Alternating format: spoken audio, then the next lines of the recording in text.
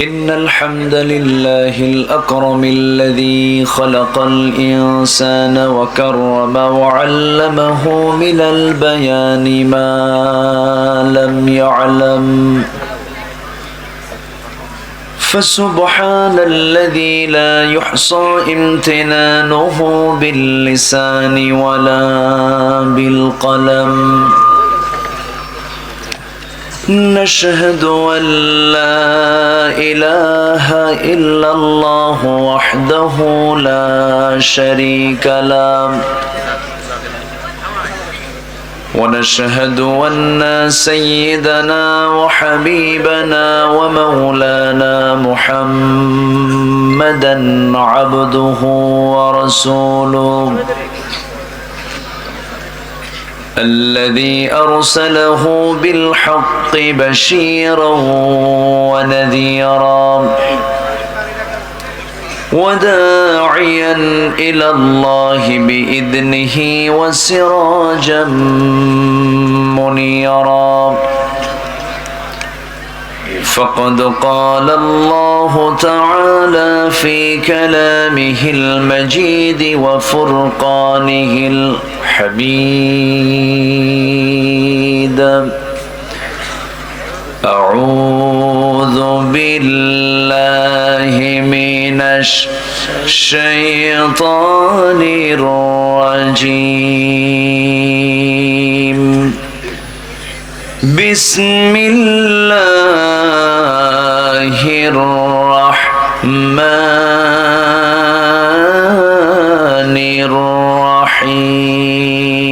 الرحيم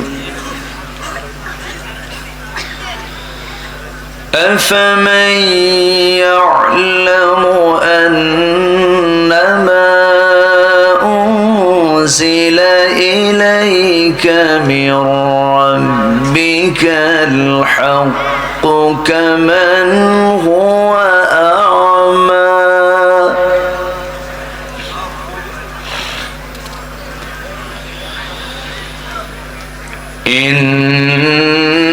إنما يتذكر أولو الألباب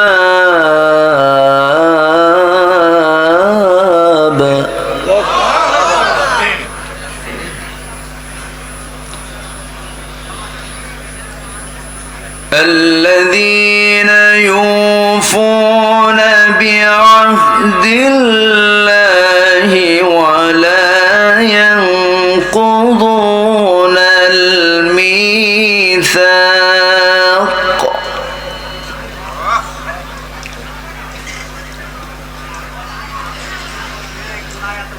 والذين يصلون ما أمر الله به أن يوصل ويخشون ربهم ويخافون سوء الحساب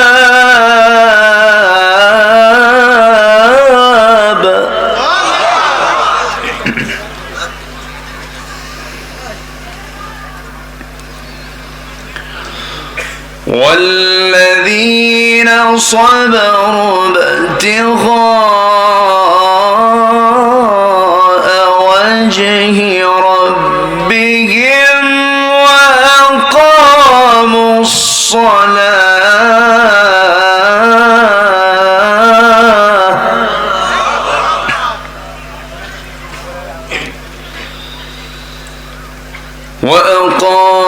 الصلاة وأنفقوا مما رزقناهم سرا وعلانية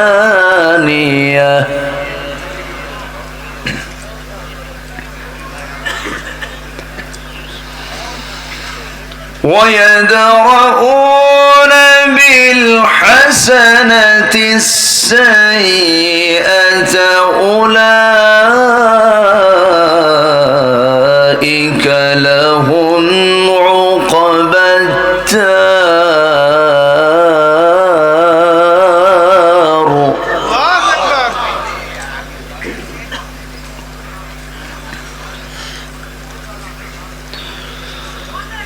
جنات عدن يدخلونها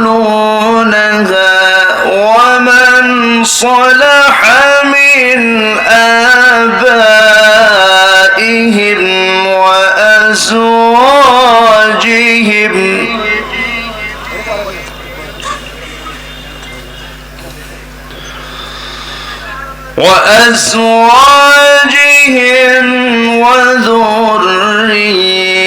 وذريتهم والملائكة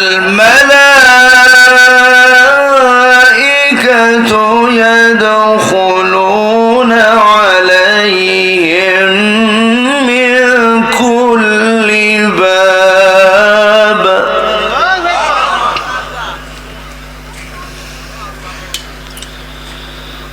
سلام عليكم بما صبرتم فنعم عقبى الدار.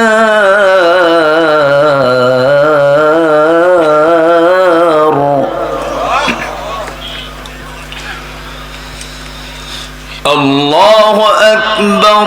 بسم الله الرحمن الرحيم.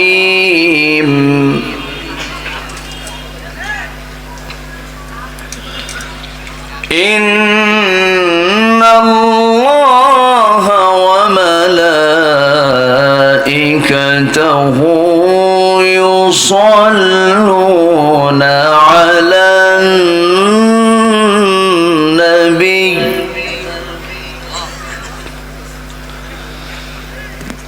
يا أيها الذين آمنوا صلوا عليه وسلموا تسليما. اللهم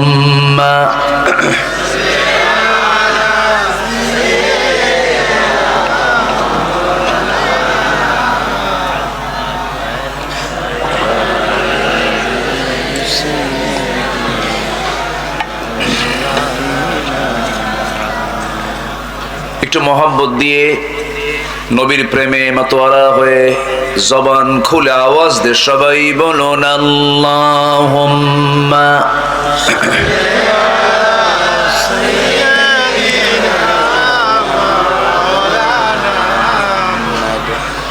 ওয়া আলা আলি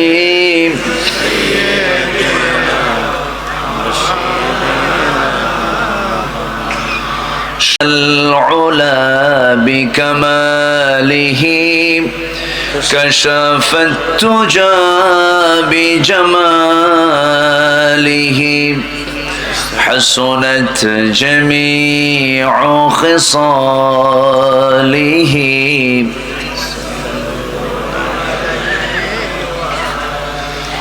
فوناي فولتو बुलबुल का तरन्नुम वीना हो चमने दहर में कलियों का तबस्सुम वीना हो बलगल उला बिकमालिही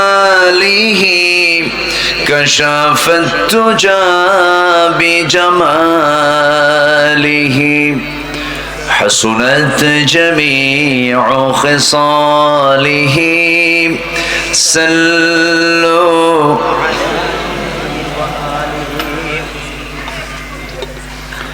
আমি কোরআনের সুর মাঝে শুনেছি যে নাম আজানের সুর মাঝেও শুনেছি সে নাম ও নাম শুনেছি আমি আমার হৃদয় হে রাসূল নবীজি তোমায় হে রাসূল নবীজি তোমায় সবাই বলি সাল্লাল্লাহু আলাইহি ওয়াসাল্লাম।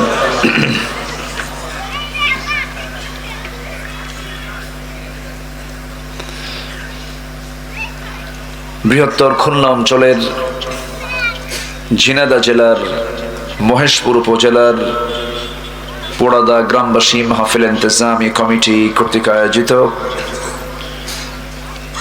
প্রথম বার্ষিকী তাফসীরুল কোরআন মাহফিল 2025 মহৎ আয়োজনের সম্মানিত সুযোগ্য সভাপতি জনাব আতাউর রহমান দুদু, সার্বিক তত্ত্বাবধান জনাব আলমগীর হোসেন, আজকের মাহফিলের বরেণ্য প্রধান অতিথি যাদবপুর ইউপির সম্মানিত সভাপতি জনাব আবুল কালাম আজাদ, আজকের মাহফিলের বরেণ্য অতিথিবৃন্দ, বিশেষ করে আমার পূর্বে কথা বলেছেন আমার অত্যন্ত কাছের, আমার স্নেহধন্য, আমার অনুজ, উদীয়মান তরুণ আলোচক। আমি তাকে খুবই স্নেহ করি, স্নেহধন্য মাহেদিয়া সম্মিলনী ফাজিল মাদ্রাসার সম্মানিত লেকচারার জনাব মাওলানা রবিউল ইসলাম, আজকের মাহফিলের সম্মানিত মেহমানবৃন্দ, হাজারাত উলামায়ে কেরাম, ফদলায়ে ইজম, সুশীল সমাজ, জাতির শ্রেষ্ঠ সন্তান, শিক্ষক মণ্ডলী, জাতির বিবেক, সাংবাদিক বৃন্দ, সামনে উপস্থিত, দূরে কাছের বিভিন্ন স্থান থেকে ছুটে আসা কালিমার ঝান্ডাবাহী, তাওহীদের পতাকাবাহী, দ্বীন ইসলামের নরসারদুল বীর মুজাহিদ, প্রাণ প্রিয় সম্মানিত দ্বীনী ভাইরা, আড়ালে বসে আছেন শ্রদ্ধেয়া সম্মানিতা মা বোনেরা, আলোচনার সূচনায় আনুষ্ঠানিকতার মধ্য দিয়ে আমার পক্ষ থেকে আবারও দিল খোলা সালাম, আসসালামু আলাইকুম ওয়া রাহমাতুল্লাহি ওয়া বারাকাতুহু। সবাই কেমন আছেন? আমাকে প্রশ্ন করে ফেলেছেন। আল্লাহ তাআলা আমাকে আপনার সাথেই তো বসে রেখেছেন, বলছি আলহামদুলিল্লাহ। মহান রব্বে কারীমের শুকরিয়া যে আমরা একটা সুন্দর অনুকূল পরিবেশ, মুক্ত মন, মুক্ত চিন্তায় কোরআন মাহফিল শোনার সুযোগ পেয়েছি, বলি আলহামদুলিল্লাহ। সম্মানিত ভাইয়েরা, যিনি আমাকে আপনাকে এমন সুন্দর একটি আয়োজন, সুন্দর একটি পরিবেশ, সুন্দর একটি অবস্থা সৃষ্টি করে দিয়েছেন, সেই মহান জাল্লা শানুহুর দরবারে আমরা সবাই লাখ কোটি সুজুদ শুকর আদায় করি, মুহাব্বাতান বলে উঠছি আলহামদুলিল্লাহ। চিৎকার মেরে বলছি আলহামদুলিল্লাহ। সবাই বলি আল্লাহুম্মা ইন্নী আসআলুকা আল হুদা ওয়াত তুকা ওয়াল আফাফা ওয়াল গিনা। সবাই বলি আল্লাহুম্মা আইন্নি আলা যিকরিকা ওয়া শুকরিকা ওয়া হুসনি ইবাদাতিকা। আমরা আল্লাহ তাআলার শুকর আদায় করে নিলাম। সম্মানিত ভাই সব, যতক্ষণ আলোচনা হবে আমাকে সবাইকে সময় দিবেন শেষ পর্যন্ত, বলে নিলাম। এই জন্য 10টা পার হলেই একটা ক্লান্তি চলে আসে সবার, এটা ন্যাচারাল। রাত তো, ইকো দরকার নাই, ইকো খুব কম রাখে না, এমনি সাউন্ড মেশিন ভালো, এরা যা আয়োজন করেছে মাইক ভালো, কিন্তু মাইকওয়ালার মুখে দাড়ি নাই, এটা একটু খারাপ। হ্যাঁ, আচ্ছা, তো যাই হোক, আমি এই জন্য বললাম আমাদের মাহফিলের, দেশের মাহফিলগুলো টাইম সিলেকশনের কারণে, টাইম সিলেকশনটা এলোমেলো হওয়ার কারণে ম্যাক্সিমাম মাহফিলগুলো তার প্রাণ হারিয়ে ফেলে। তো ঠিক তো সবই, কিন্তু ঠিক তো নাই কিছুই। আমার চট্টগ্রামের যে প্যারেড ময়দান, রবিউল ইসলাম বলতেছিল, চট্টগ্রামে এই মাহফিলটা আল্লামা সাইদ রাহিমাহুল্লাহ একটানা 29 বছর করেছেন। আরো 18 বছর উনি করতে পারতেন। আজকে 18 বছর পর শুরু হয়েছে মাহফিল, 5 দিন ব্যাপী। আলহামদুলিল্লাহ। আমি একদিন ছিলাম, এই নগণ্য গোলামকে তারা মেহমান বানিয়েছিলেন। আমি যদি উপযুক্ত না, তারা আমাকে আমন্ত্রণ করেছিলেন। আমি তো জানি আমার এলেম কালাম কদ্দুর, আমি আব্দুল্লাহ আমিন, আমি তো বুঝি আমার কি এলেম আছে, কিচ্ছু নাই। কিন্তু ওই বাটখারার মতো ছোটবেলায় আব্বার সঙ্গে হাটে যেতাম। তো আগে তো ডিজিটাল মেশিনে মাপ হতো না, আগে হতো কি দিয়া, বাটখারা দিয়ে, দাড়ি পাল্লা দিয়ে। তো ওই বাটখারা গুলো রেখে দিত, সাজায় রাখতো। সবচেয়ে বেশি ওজন যেটা, সেটা হলো, এই চেঞ্জ করেন না, যা ছিল তাই রাখেন। কি যেন করলেন আপনি, সম্মানিত ভাইয়েরা? না,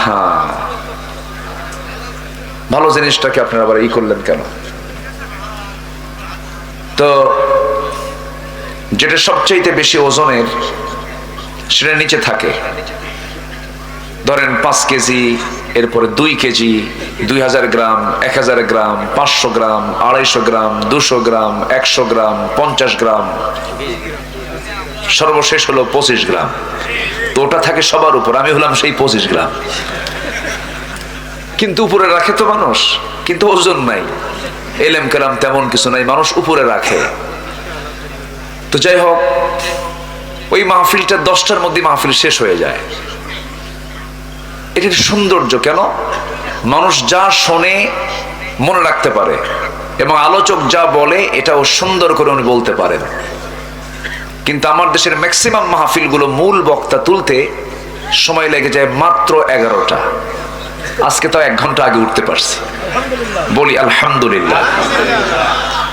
মানে লেখা থাকে প্রধান বক্তা, কিন্তু মাহফিলে হয়ে যায় শেষ বক্তা, শেষ। কোনো কিছুই ঠিক থাকে না। যাই হোক, অনেক মাহফিলের চাইতে আমার এই মাহফিলটা আজকে আমার সাজানো গোছানো মনে হচ্ছে, বলি আলহামদুলিল্লাহ। সম্মানিত হাজিরিন, আমি সেখান থেকে কথা বলবো যেখান থেকে আমার অভ্যাস অনুযায়ী আমি তেলাওয়াত দিয়ে শুরু করেছি। সেই সূরাটি হলো সূরাতুর রাআদ। রাআদ মানে হলো বজ্রপাত। রাআদ মানে কি বলেন তো? বজ্রপাত।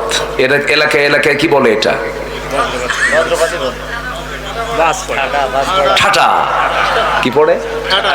ঠাটা না? বাস পড়ে না? আচ্ছা, বাস পড়ে, ঠাটা পড়ে, আবার কিছু কিছু এলাকায় বলে দেয়ার ডাক, এরকম বলে। তো এটাকে আরবিতে রাআদ, বজ্রপাত, মেঘের ঘর্ষণে যে আওয়াজটা হয়, এই সূরার নামকরণ করা হয়েছে এই নামে। তো আমি, এটা হলো 13 নম্বর সূরা। কত নম্বর সূরা বলেন? 13 নম্বর সূরা। আমি সেখান থেকে কিছু কথা বলতে চাচ্ছি। এই পৃথিবীতে যারা বিবেকহীন, তারা কোনোদিন দুনিয়াতে ভালো চলতে পারে না, আর বিবেকহীন লোক তো জান্নাত পেতেও পারে না। না কি মনে করেন আপনারা? পৃথিবীর সবচেয়ে বড় রাডার হলো বিবেক, কমন সেন্স। কমন সেন্স যার আছে সে মানুষ, যার কমন সেন্স নাই সে কি মানুষ? হয়তো তার কোথাও একটা তার ছেঁড়া আছে, অথবা কোনো একটা সমস্যা, তখন সে বিবেকহীন হয়ে যায়। মানুষের বৈশিষ্ট্য হলো সে তার সতরটাকে ঢেকে রাখবে, নাভি থেকে হাঁটুর নিচ পর্যন্ত, মেয়েরা মাথা থেকে পা পর্যন্ত। এটা ঢেকে রাখা হচ্ছে তার মানুষের কাজ। কিন্তু আজকের সমাজে সতরটাও ঢাকে না। ওটা কি বিবেকবান না বিবেকহীন? বিবেকবান না বিবেকহীন? বিবেকহীন। কমন সেন্সই নাই। তো ইমানদার সবচাইতে বেশি বিবেকবান বলা হয়, যার মধ্যে ইমান থাকে সে বিবেকবান বলা হয়। আরবিতে এটাকে বলা হয় উলুল আলবাব। উলুল আলবাব। তো আজকে উলুল আলবাব কারা, বিবেকবান কারা আল্লাহর দৃষ্টিতে, আজকে আমি তাদের কিছু বৈশিষ্ট্য, 9টা বৈশিষ্ট্য আছে, আমি একটা একটা করে তুলে ধরবো। আমি 3 রাত নেব না, শুধু 1 রাত নেব। আমি 2013 সালে পাবনা জেলার দারুল আমান ট্রাস্ট। আমার আলোচনা যারা শুনেছেন, আমি একটানা সেখানে 3 দিন মাহফিল করেছি। 3 দিন 4 বছর 12টা মাহফিল, 12টা অধিবেশন আমি সম্পূর্ণ করেছি। তো এই ঐতিহ্য, এই ধারাবাহিকতা ইদানিং কেমন যেন একটা ভাটা পড়েছে। খালি ভাব, শুধু একটু মোটিভেশনাল কিছু ধুমধাম কিছু কথাবার্তা বলে চাপা মেরেই সব হেরে যায় না। কোরআন শোনার জন্য আগে দরকার হলো সময়। আগে দরকার কি বলেন তো? টাইম দরকার। সময় নিয়ে একটা আলোচক যদি কথা বলতে পারেন একটানা একটা জায়গায় 2 দিন 3 দিন, সেখানে কিছু মানুষ নিতে পারে, আলোচকও কিছু দিতে পারেন, আর যারা শ্রোতা তারাও কিছু নিতে পারেন। এটা রূপ দিয়েছিলেন আল্লামা সাঈদ রাহিমাহুল্লাহ। তিনি কোথাও 1 দিন করতেন না, বেশিরভাগ জায়গায় মিনিমাম 2 দিন 5 দিন পর্যন্ত তিনি একটা মাহফিলে তিনি আলোচনা করেছেন। বলি আলহামদুলিল্লাহ। আর আমাদের কত সমস্যা, 8 বিভাগে 8টা মাহফিল হবে, এই শেষ। আর আল্লামা সাঈদী একই জায়গায় 5 দিন একটানা মাহফিল করেছেন, মহিলা সমাবেশ সহ 6টা মাহফিল করেছেন। আমরা তো তার চাইতে বড় কিছু হই নাই, তাই না? যাই হোক, আসুন আমরা ধীরে ধীরে আলোচনার দিকে যাই। সেখান থেকে কথা বলবো যেখান থেকে আমি তেলাওয়াত দিয়ে শুরু করেছি। আমরা বিবেকহীন হব না বিবেকবান হব? বলেন বলেন। লুঙ্গি খুলে রাখবো না লুঙ্গি পরবো? যারা লুঙ্গি পরে না, যারা সতর ঢাকে না, ওটা কি কমন সেন্স আছে? এখনকার বাচ্চাগুলো দেখেন না প্যান্ট পরে। এখন যে প্যান্টগুলো পরে, প্যান্টগুলো নাভির নিচে না নাভির উপরে? কমন সেন্স আছে? আজ থেকে কমন নাই। হাঁটুর নিচে, হাঁটুতে ফাটা, 2 হাঁটু কি ফাটা, আর প্যান্ট পরে হচ্ছে নাভির নিচে। এত নিচে পড়ে সীমান্ত বর্ডার, যে কোনো মুহূর্তেই অঘটন ঘটতে পারে। এই হলো কমন সেন্সের অভাব।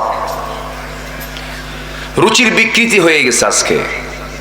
মেয়েদের মাথার চুল কালোই তো মানায়, সেই মাথার চুলগুলো এখন কি কালো আছে? বানায় দিছে লাল টকটকা, মানে ছাগল কালার, ভেড়া কালার, ভেড়া ভেড়া ভেড়া মডেল। বলেন কমন সেন্স থাকলে কি এই বিকৃত, এই চিত্র কি চিত্রায়িত করতে পারে কোনো মানুষ? না। তো এইগুলো হচ্ছে কমন সেন্সের বিষয়। আল্লাহ পাক বলছেন উলুল আলবাব কারা, তোমরা আমার থেকে জেনে নাও, আর এদের জন্য আমি আল্লাহ জান্নাত রেখে দিয়েছি। জোরে বলে সুবহানাল্লাহ, আর জোরে বলে সুবহানাল্লাহ। কোরআন আল্লাহ পাক দিয়েছেন আলো, আলো করে। কি করে দিয়েছেন বলেন তো? আলো। আলো কোরআনটা কি বলেন তো? আলো। কোরআন মানলে আলোকিত হব আমরা। কোরআন হচ্ছে আলো, আর কোরআন মানলে আমরা কি হয়ে যাব? আলোকিত হয়ে যাব। আল্লাহ রাব্বুল আলামিন বলেন আলিফ লাম রা কিতাবুন আনজালনাহু ইলাইকা লিতুখরিজান নাসা মিনায-যুলুমাতি ইলান-নূর। হে রাসূল, আমি আপনার প্রতি যে কিতাবটা নাজিল করেছি, এই কিতাব নাজিলের উদ্দেশ্য হলো আপনি যেন এই কিতাব দিয়ে অন্ধকারে নিমজ্জিত জাতিকে যেন আলোর দিকে নিয়ে আসতে পারেন। জোরে বলি সুবহানাল্লাহ। আল্লাহ তাআলার পদ্ধতি হলো, তিনি কোরআন যে নাজিল করেছেন, প্রথমে কোরআন সম্পর্কে আগে ধারণা দিয়েছেন। ও পৃথিবীবাসী, কোরআন যখন পড়তে যাবে কখনো ভাববে না সচরাচর অন্য কোনো বইয়ের মতো বই এটা না, সম্পূর্ণ ভিন্ন, এটা একটা কিতাব। এই সূরার শুরুতে আল্লাহ রাব্বুল আলামিন আগে এই কিতাবের ব্যাপারে বলছেন আলিফ লাম মিম রা তিলকা আয়াতুল কিতাবি ওয়াল্লাযী উনজিলা ইলাইকা মির রাব্বিকাল হক ওয়ালাকিন্না আকসারান নাসি লা ইয়ালামুন। জোরে বলুন আল্লাহু আকবার। আমার বন্ধুগণ, এমন একটা গ্রন্থ এটা কি চান আপনি এর মধ্যে সব পেয়ে যাবেন, কোনো কিছু অভাব নাই। পৃথিবীর যত জ্ঞান আছে সমস্ত জ্ঞানের মূল সেন্টার হলো এই কিতাব। এখান থেকে সমস্ত জ্ঞানের বিভাগ ডিপার্টমেন্ট এসেছে। এটা হচ্ছে মাদার, এটা হচ্ছে বীজ। এটা কি বীজ, এটা হচ্ছে মূল জায়গা।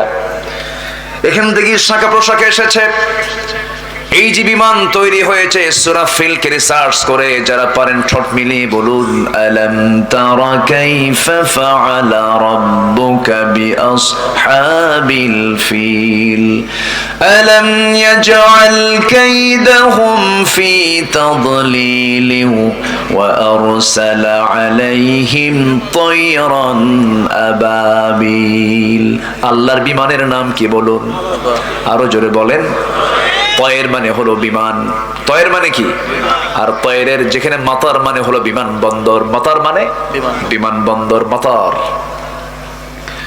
আমার বন্ধুগণ, আবার বোমা হামলা কেমনে করে সূরা ফিলের মধ্যে আছে তারমিহিম বিহিজারাতিম মিন সিজিল। ওই বিমান থেকে আবাবিল থেকে সেখান থেকে দুটো করে বোমা সিজিল নামক বোমা নিক্ষেপ করা হয়েছিল ওই বাদশা আব্রাহার হাস্তি বাহিনীর উপরে, যে আল্লাহর ঘর কাবা ভাঙতে গিয়েছিল। কত আগের কথা, কত আগের ঘটনা। রাসূলকে লক্ষ্য করে বলছেন আলাম তারা কাইফা, আপনি কি লক্ষ্য করেছেন, আপনি কি দেখেন নাই আপনার প্রভু আসহাবুল ফিলদের সঙ্গে কেমন আচরণ করেছেন? আপনি টেনশন করবেন না, সে আল্লাহ আমি আছি। যতই ষড়যন্ত্র করুক না কেন আমি আপনাকে বিজয় দিয়ে দেব। জোরে বলি সুবহানাল্লাহ। সব কিছু এর মধ্যে আছে। আমি খুলনায় আসলাম, আমার কাছে একটা লোভনীয় জিনিস মনে হয়, রবিউল ব্যবস্থা করে দিবা। মধু দরকার, মধু। মধু কি দরকার? খুলনা মানে কি বলেন? কিসের জায়গা? খুলনায় কি আছে বলেন? কোন বন? সুন্দরবন। গোটা পৃথিবীর আশ্চর্য যত জিনিস আছে দেখার মতো, সুন্দরবন হলো গোটা পৃথিবীর একটা সুন্দরতম জায়গা। জোরে বলেন সুবহানাল্লাহ।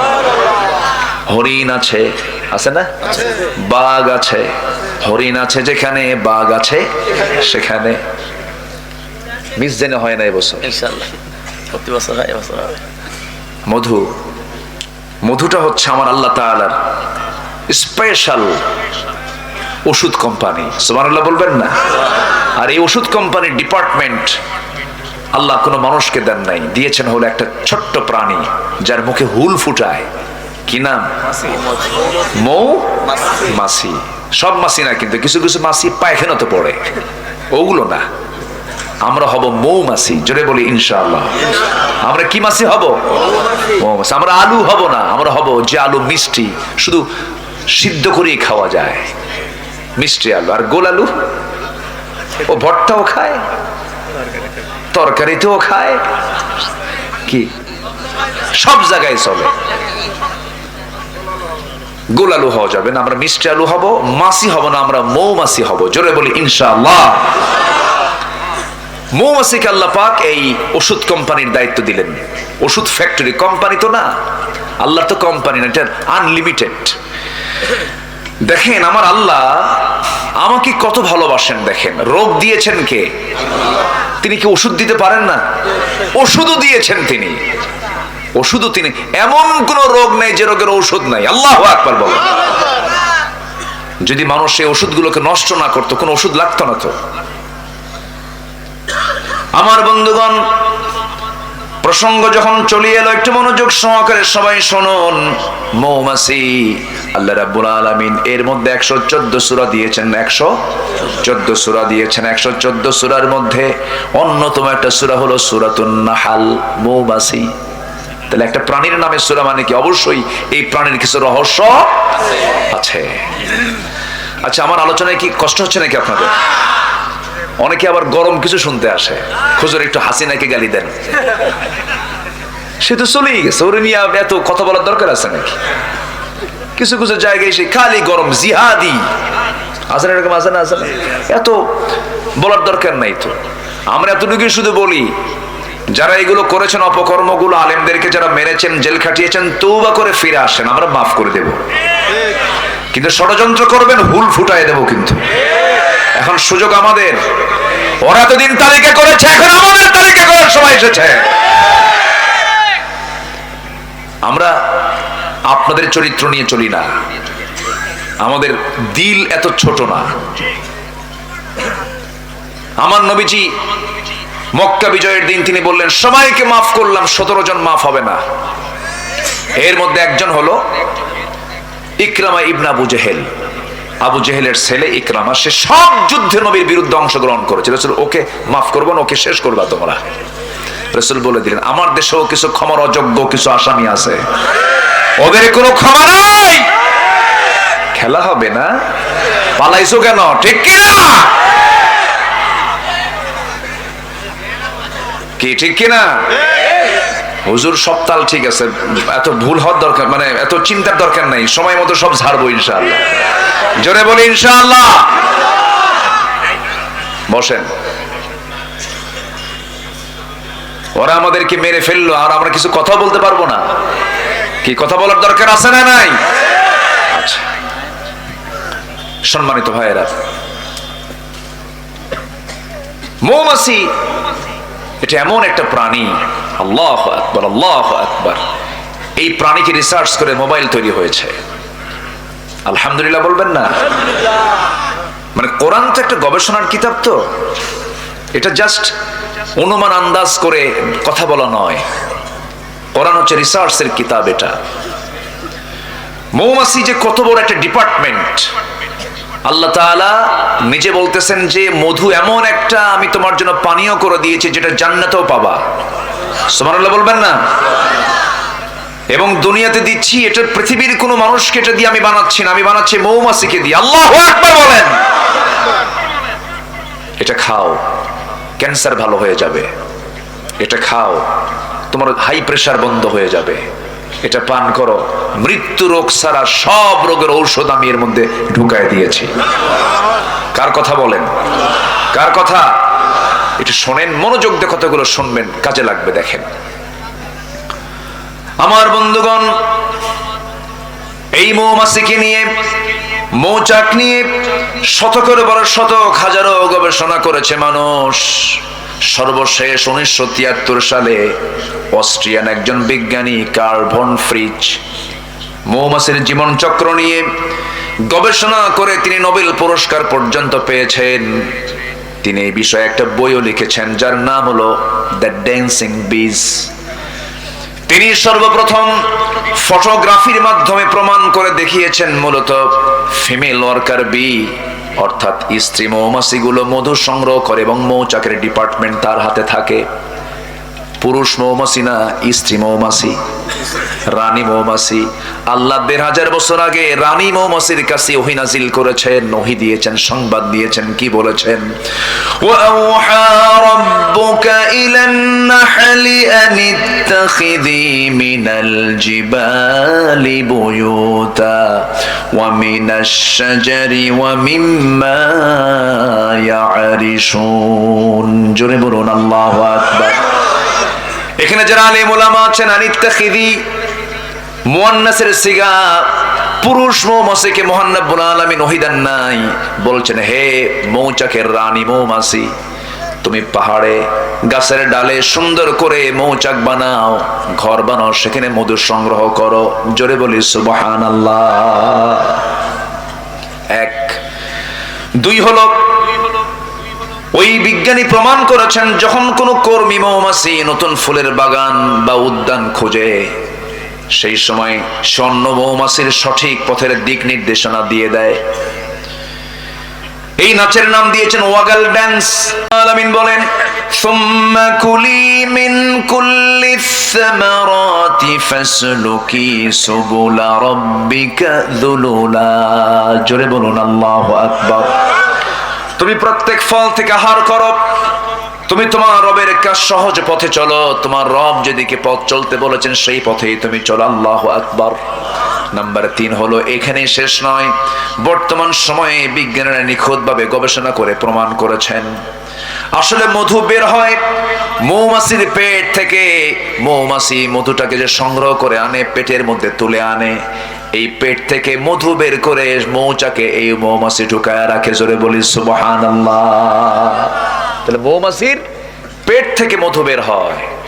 আল্লাহ রাব্বুল আলামিন এই কথাটা ১৫০০ বছর আগে বলেছেন। আল্লাহ রাব্বুল আলামিন বলেন, ইয়াখরুজু মিন বুতুনিহা শারাবুম মুখতালিফুন আলওয়ানুহু ফীহি শিফাউল লিন্নাস ইন্না ফী যালিকা লাআয়াতান লিকাওমিন ইয়াতাফাক্কারুন। জোরে বলুন আল্লাহু আকবার। আমার ভাইয়েরা, এই মধুতে মহান রব্বুল আলামিন কত নিয়ামত রেখে দিয়েছেন। একটা আশ্চর্যজনক বিষয় হলো 1 পাউন্ড মধু বানাতে এখানে 1 কেজি মধুর দাম কত? 1200 টাকা, 1500 টাকা নয়, 2000 টাকাই ধরেন, ঠিক আছে। কিন্তু 1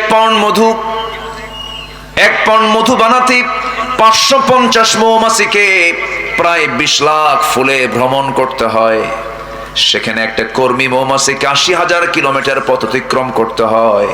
অন্য একটা গবেষণার তথ্য মতে জানা যায় প্রায় 14.5 লাখ কিলোমিটার পথ অতিক্রম করলে পরে 1 পাউন্ড মধু সংগ্রহ করা হয়। জোরে বলি সুবহানাল্লাহ। 14 লাখ কিলোমিটার মানে হলো গোটা পৃথিবীকে 3 বার প্রদক্ষিণ করা যাবে। এত ডিস্টেন্স ঘুরে ঘুরে 550টা মৌমাছি 1 পাউন্ড মধু তৈরি করতে পারে। জোরে বলি সুবহানাল্লাহ। মাত্র কত কেজি? 1200। হিসাব তো নাই আমাদের কাছে। আল্লাহু আকবার বলবেন না? যদি এটাকে হিসাবে নেওয়া হয় কোটি কোটি টাকা দাম হওয়ার কথা ছিল। কিন্তু সেই সুন্দরবনের মধু সুন্দরবন থেকে আসতে আসতে সুন্দর থাকে না, অসুন্দর হয়, অসুন্দর হয়ে যায়। কিন্তু সে অসুন্দর করলো যারা, আমি তো মনে করি তাদের ফাঁসি হওয়া দরকার। কি 14.5 লক্ষ কিলোমিটার সফর করে 1 পাউন্ড মধু মৌমাছি বের করে আনে মানুষের জন্য। আবার ওই মৌচাকের মুখে থাকে হলো পুলিশ মৌমাছি, অ্যাডমিনিস্ট্রেশন চালায় তারা। কোন কর্মী মৌমাছি যখন ভিতরে ঢুকতে নিয়ে মধু ঢুকাতে নিয়ে যখন তার পায়ের মধ্যে কোনো জার্ম থাকে, ময়লা থাকে, এই পুলিশ মৌমাছির কাজ হলো অস্ত্র নিয়ে তারা দাঁড়ায় থাকে 4-5টা একসঙ্গে। ওই একটাকে ধরে কামড় মেরে মেরে ফেলে দিয়ে বলে, খবরদার, আল্লাহই নাজিল করেছেন কোন জার্ম এই মৌচাকের মধ্যে ঢুকানো যাবে না। আল্লাহ আছে? আমারে তাকায় আল্লাহ, আল্লাহ আমারে দেখেন, আল্লাহ আমারে দেখেন, দেখেন। আমার বন্ধুগণ, আবার এই মৌচাকের ভিতরে পরিমিত তাপমাত্রা থাকতে হবে। স্বাভাবিক তাপমাত্রা থাকলে পরে মৌমাছিগুলো মধুগুলো ঠিক থাকবে, নচেত নষ্ট হয়ে যাবে। এর একটা মেজারমেন্ট আছে, 35 ডিগ্রি সেলসিয়াস। কত? এখানে আমরা এখন তাপমাত্রা কত দেখো তো মোবাইলে, কত ধরেন এখন আছে হয়তো বা 18 থেকে 20 ডিগ্রি সেলসিয়াস তাপমাত্রা আমরা আছি। এই সময় কোন মৌচাকের ওই মধুগুলো সংরক্ষণ করার জন্য যদি এরকম কম তাপমাত্রা থাকে, সেই সময় ওই মৌমাছিগুলো ব্যস্ত হয়ে পড়ে। কেমন করে ব্যস্ত হয়? যদি কমে যায় 30 ডিগ্রিতে যদি নেমে আসে, তখন মৌমাছিগুলো সবাই একত্রিত হয়ে তাদের ডানাগুলো ঝাঁপিয়ে তাপমাত্রা বৃদ্ধি করে। আবার যদি কখনো তাপমাত্রা বেড়ে যায়, সেই সময় ওই পাখাগুলোকে উল্টা দিকে ডানা ঝাপটায় মৌচাকের তাপমাত্রা ঠান্ডা করে। জোরে বলে সুবহানাল্লাহ। এই সেই রব যিনি এরকম করে প্রত্যেকটা জায়গায় আমার আপনার খেদমতের জন্য সব কিছু নিয়োজিত রেখেছেন। জোরে বলি সুবহানাল্লাহ। বাড়ির গাভীর দিকে তাকায় দেখেন, গাভী কি খায়? ঘাস। গাভী কি খায়? ঘাস। এটাকে প্রসেস করে সাদা দুধ কে বানায় দেন? আসতে বলে কে বানায় দেন? খাইতো হুঁশ পাই না, খাইতো কিন্তু হুঁশ পাই না। আমার বন্ধুগণ, সেই মহান রব্বুল আলামিন বলছেন, বান্দা বিবেকহীন হইস না, আমারে ভুলে যাস না। সবাইকে ভুলে গেলে ও তোর লস হবে না, কিন্তু আমাকে ভুলে গেলে তোর মহা লস হয়ে যাবে। দুনিয়ার কাউকে ভুলে গেলে কোনো যায় আসে না কে বলেছে আমার আপন বাবা, কে বলেছে মা বলেছে আপন, কে বলেছেন ভাই বলেছে আপন, কে বলেছে ভাই আপন, কেউ তো আমার আপন না। সন্তান আমার আপন না, এখন মরে যাব, সব আমার জন্য পর হয়ে যাবে। কিন্তু যিনি কখনো আমার আপন থেকে দূরে যাবেন না, যিনি আমাকে ছেড়ে যাবেন না, যিনি আমাকে ভুলে যাবেন না, যিনি আমাকে কখনো ভুলতে পারেন না, তিনি আমার কে? জোরে বলেন, তিনি আমার কে? কিন্তু আমরা বড় অকৃতজ্ঞ, আমরা আল্লাহকেই ভুলে থাকি সবার আগে। আল্লাহকে ভুলে থাকি বলে ওজনে কম দেই, আল্লাহকে ভুলে থাকি বলি আমরা আইল ঠেলাঠেলি করি, আল্লাহকে ভুলে থাকি বলে আমরা বাজে কথা বলি, আল্লাহকে ভুলে থাকি বলে আমরা বেফাস কথাবার্তা বলি, আমরা আল্লাহকে ভুলে যাই বলি আমরা ওয়াদা ভঙ্গ করি, আল্লাহকে ভুলে যাই বলি আমরা হারাম কাজে নিজেকে জড়িয়ে ফেলি। কিন্তু আমার বন্ধুগণ, কারো চোখ ফাঁকি দিতে পারলেও কিন্তু একজনের চোখ ফাঁকি দেওয়া যায় না, তিনি আমার কে? আল্লাহ রাব্বুল আলামিন বলেন, ও বান্দা তুমি আমাকে ভুলবা কেমনে, আমাকে ফাঁকি দিবা কেমনে? ওয়া ইয়ালামু খাইনাতাল আ'য়ুনি ওয়া মা তুখফিস সুদূর। তোমার চক্ষু কি খেয়ানত করলো, তোমার অন্তরে তুমি কি দানা বেঁধেছো, কি চিন্তা করতেছো, পৃথিবীর কেউ না জানলেও আমার আল্লাহর কুদরত সঙ্গে সঙ্গে তা জেনে যায়। জোরে বলে সুবহানাল্লাহ। অতএব আমরা স্মরণ করব সবচেয়ে বেশি কাকে? আসতে বলবেন না, কাকে? আমার বন্ধুগণ, হয়তো দেখতে একটু সাদা দেখা যায় মানুষকে, কিছু মানুষকে কালো দেখা যায়, কিন্তু চামড়ার নিচে সব ভিন্ন রকম না একরকম? আজ থেকে ভিন্ন রকম না একরকম? দেখেন না রবিউল কত দেখতে সুন্দর, একদম ইউসুফ আলাইহিস সালামের মতো চেহারা, তাই না? কি সুন্দর চেহারা, বলি আলহামদুলিল্লাহ। মাশাআল্লাহ, গোশত আছে গায়ে, আমার তো কয়েকশোটা গোশত গায়ে, গোশতও নাই। কিন্তু আমরা যা দেখি বাইরে একটু সুন্দর দেখা যায়, সুন্দর চামড়া, কিন্তু আল্লাহ রাব্বুল আলামিন সব সমান করে দিয়েছেন। চেহারা বাহ্যিক ভাবে এরকম হয়তো একটু কম বেশি করেছেন, কিন্তু আল্লাহর সৃষ্টি সবই সুন্দর। আমার এক বন্ধু খুব সুন্দর চেহারা ছিল, তার বউটা কালো, শুনেছি বউটা নাকি তার কালো। বললাম, বন্ধু এত সুন্দর চেহারার তুমি লোক, তোমার বউটা নাকি কালো? বন্ধু তুমি বুঝবে না, আমার চোখে দারুণ সুন্দর। আলহামদুলিল্লাহ বলবেন না? আমার চোখে দারুণ সুন্দর। আমি সৌদি আরবে বছর 10 আগে মদিনা মসজিদ নববীর সামনে, রাসূলের রওজার সামনে আমি হাঁটতেছি একা একা, নবীর কবর দেখছি আর হাঁটতেছি। রাসূল আমার আলো আশা, রাসূল আমার ভালোবাসা, রাসূল আমার প্রেম বিরহের মূল আলোচনা,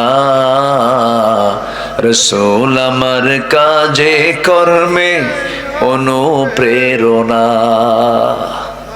রাসূলকে স্বপ্নে দেখবেন ভাই? দেখতে রাজি আছেন? সবাই কি দেখতে রাজি আছেন?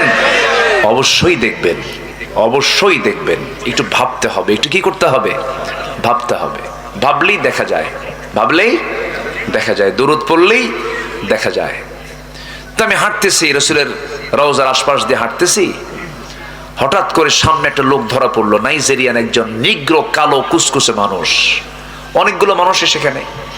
তো আমি লম্বায় প্রায় 71 ইঞ্চি আমি লম্বা, মানে 5 ফুট 11 ইঞ্চি আমার ওজন, মানে হাইট। তো আমি নিজেই ভাবি আমি মনে হয় বেশি লম্বা মানুষ, 6 ফিট মানুষ প্রায় তো কমই পাওয়া যায়। এদিকে আমার হাইটও 71 ইঞ্চি, আবার ওজনও 71 কেজি। তা আমি ওনার দিকে তাকায় দেখি, আমার চাইতেও মনে হলো সে ফুট 1.5 বড় হবে, 7.5 ফিট উঁচা লম্বা। আমি তার কোমরের কাছে পড়ে আছি, আমি এরকম করে চাই আছি। এত কালো, তাও চকচকা কালো। কি কালো বলেন তো? চকচকা কালো একদম, মানে দাঁত ছাড়া কিছু দেখা যাচ্ছে না, শুধু একটাই সেখানে শুধু সাদা দেখা যায়, সেটা কি? দাঁত। একদম কালো, ঘন কালো। মাথার চুলও কালো, চুলের সাথে চামড়া মিলে গেছে একদম। সে চুলগুলো আবার খাড়া খাড়া শক্ত, গুনার মতো। গুনা বোঝেন তো? গুনার মতো শক্ত।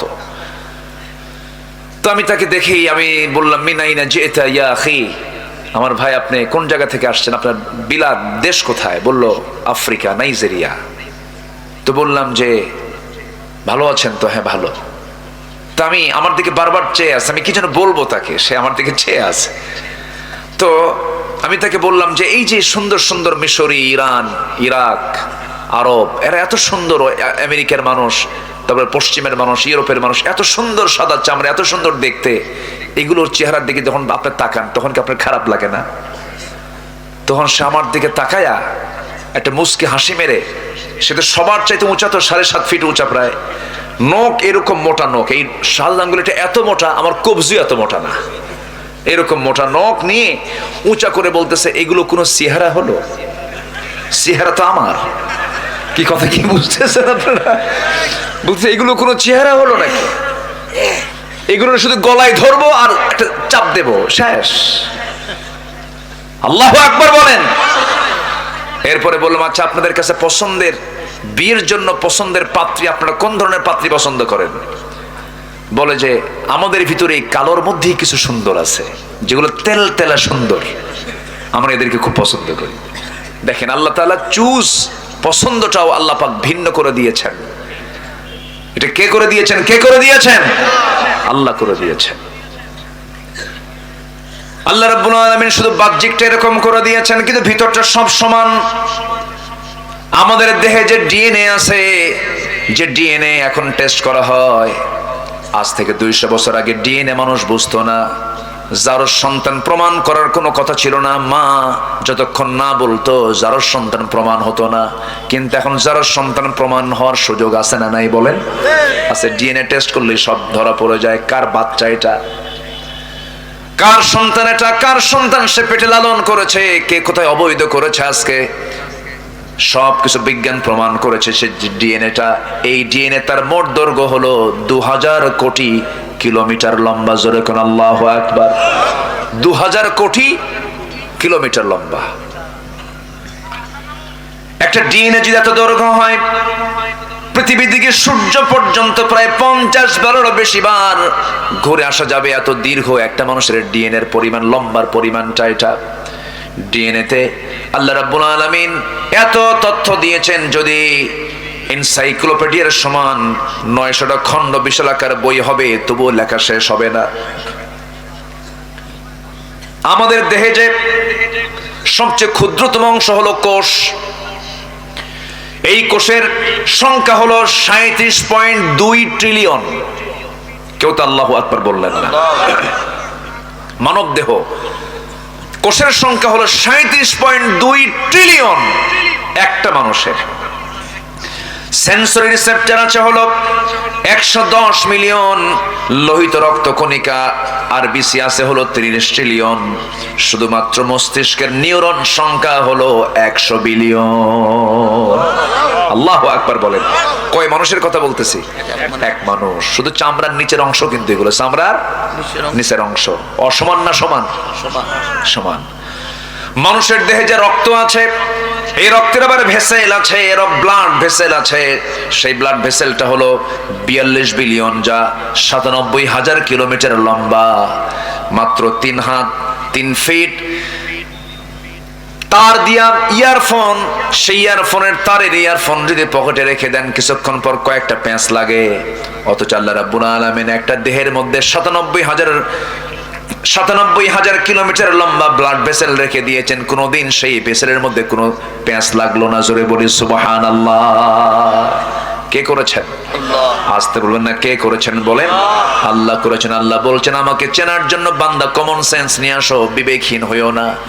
তোমার মাথা থেকে পা পর্যন্ত তুমি দেখো, কারো অবদান এখানে চুল পরিমাণ নাই, সম্পূর্ণ অবদান একমাত্র তিনি কে।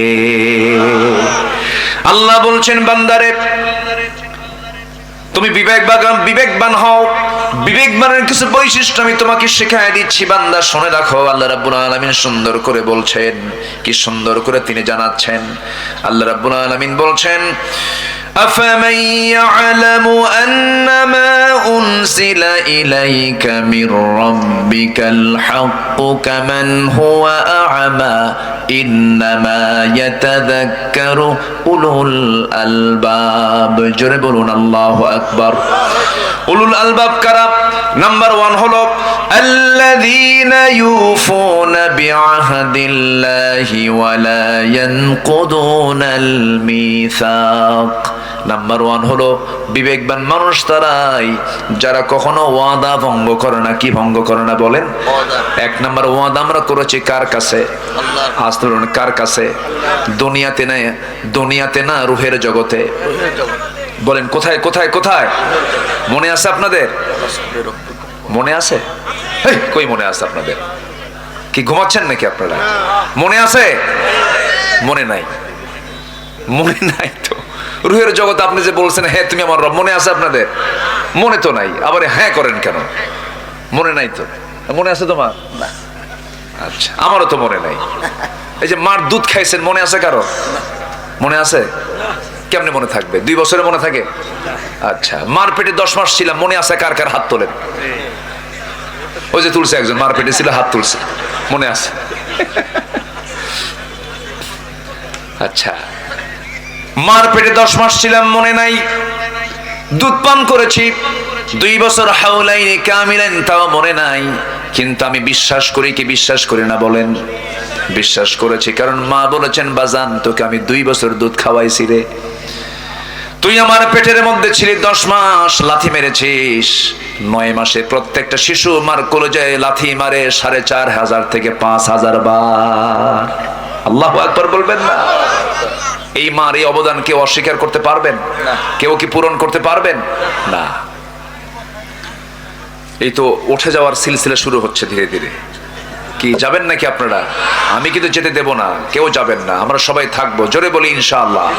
খুব চাপ থাকলে একটু বলবেন, হাত উঁচু করবেন, হুজুর এই যে সমস্যা আমি পারতেছি না, শুধু এটা বলবেন, কিন্তু কেউ যাবেন না। আমি মাহফিলে এসে আমি খুবই আনন্দিত, আপনাদের মাহফিলে এসে আমি খুবই আনন্দিত। এত সুন্দর ভদ্র শ্রোতা আপনারা, বলি আলহামদুলিল্লাহ। এটা কি জনসভা না ইবাদতের জায়গা? বলেন বলেন, কিসের জায়গা এটা? ইবাদতের জায়গা। ইবাদত মনে করে থাকবেন, তাহলে সওয়াব পাবেন, অগণিত সওয়াব, অগণিত অগণিত অগণিত। আল্লাহু আকবার বলেন। এগুলো বুঝবো মরার পরে। বসেন। আমার বন্ধুগণ, সেই মার পেটের ভিতরে আমি ছিলাম, লাথি মেরেছি, মার পেটে গিয়ে মার কলিজায় গিয়ে আঘাত লেগেছে। আল্লাহ পাক বলেন প্রত্যেকটা মাকে আমি আল্লাহ মুজাহিদের সমান সব তার আমলনামায় লিখে দেই। আল্লাহ সব ক্ষেত্রে উদার। কিন্তু দুঃখজনক হলো সত্য, মার প্রসঙ্গ যখন চলে এলো, আল্লাহ রাব্বুল আলামিন জাহান্নামের মধ্যে আবার দাগি দাগি আসামিকে গর্তের মধ্যে ঢুকাবেন। গর্তগুলো ভয়ঙ্কর গর্ত, গাই নামক গর্ত আছে, ওয়াইল নামক গর্ত আছে। তার মধ্যে একটা শ্রেণী হলো যারা দুনিয়ার জিন্দেগিতে বাপ মাকে যারা ভাত দেয় না, বাপ মার সঙ্গে যারা ভালো আচরণ করে না, বাপ মাকে যারা সময় দেয় না, বাপ মাকে যারা খেদমত করে না, যারা বাপ মার মনে হৃদয়ে কষ্ট দেয়, আল্লাহ বলছেন আমি আল্লাহ তাদেরকে জাহান্নাম শুধু নয় জাহান্নামের গর্তের মধ্যে ঢুকাবো। এমন লোক বুঝি জিনায় দাহে নাই? যাবেন না এই সময়, এসে উঠলি ভাববো ওর বাপ মাকে দেখতে পারে না। বসেন। কি ঠিক আছে, বাপ মাকে দেখতে। আচ্ছা বলেন তো, মা বড় না বউ বড়? ভালো করে চিন্তা করে কবেন, বইয়ের দিকে আগে মনে করবেন, এরপরে কবেন। ভালো করে বলেন, মা বড় না বউ বড়? মাহফিলে মা বড়, বাড়িতে বউ বড়? হ্যাঁ,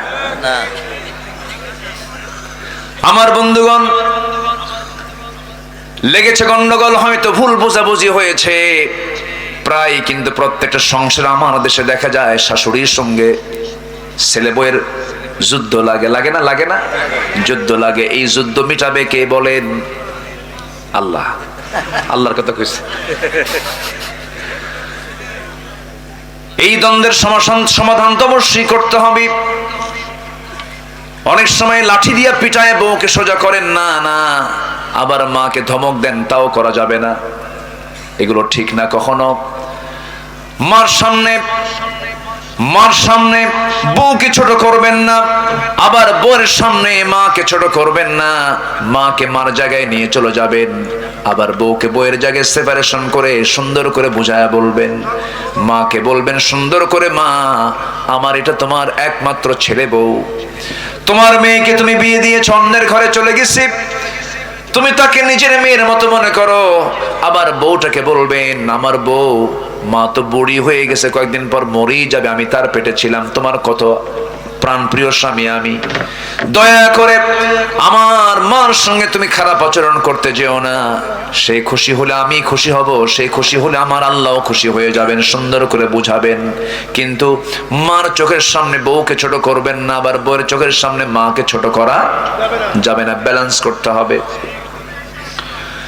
আমার ভাইয়েরা, এমন সন্তান বাংলার জমিনে আছে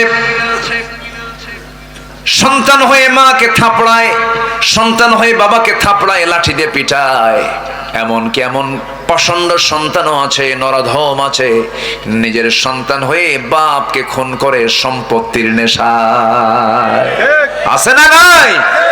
ওর জন্য সোজা জাহান্নাম না জান্নাত? সোজা কোথায়? জাহান্নাম। আমার বন্ধুগণ, এই দুনিয়াতে আমি এসেছি ফরজ লঙ্ঘিত কোনো গুনাহ আমার জীবনে বাস্তবায়ন করা যাবে না। ফরজ লঙ্ঘিত কোনো গুনাহ করলে পরে তার জন্য জাহান্নাম বরাদ্দ হয়ে যাবে। বাপ মার সঙ্গে খারাপ আচরণ করা একটা ফরজ লঙ্ঘিত গুনাহ। এই গুনাহ থেকে আল্লাহ পাক আমাদেরকে দূরে রাখুন। জোরে বলি আমিন, আরো জোরে আমিন। কোনো হত্যার কাছে যাওয়া যাবে না, কোনো খুনের কাছে যাওয়া যাবে না, এটা ক্ষমার অযোগ্য গুনাহ।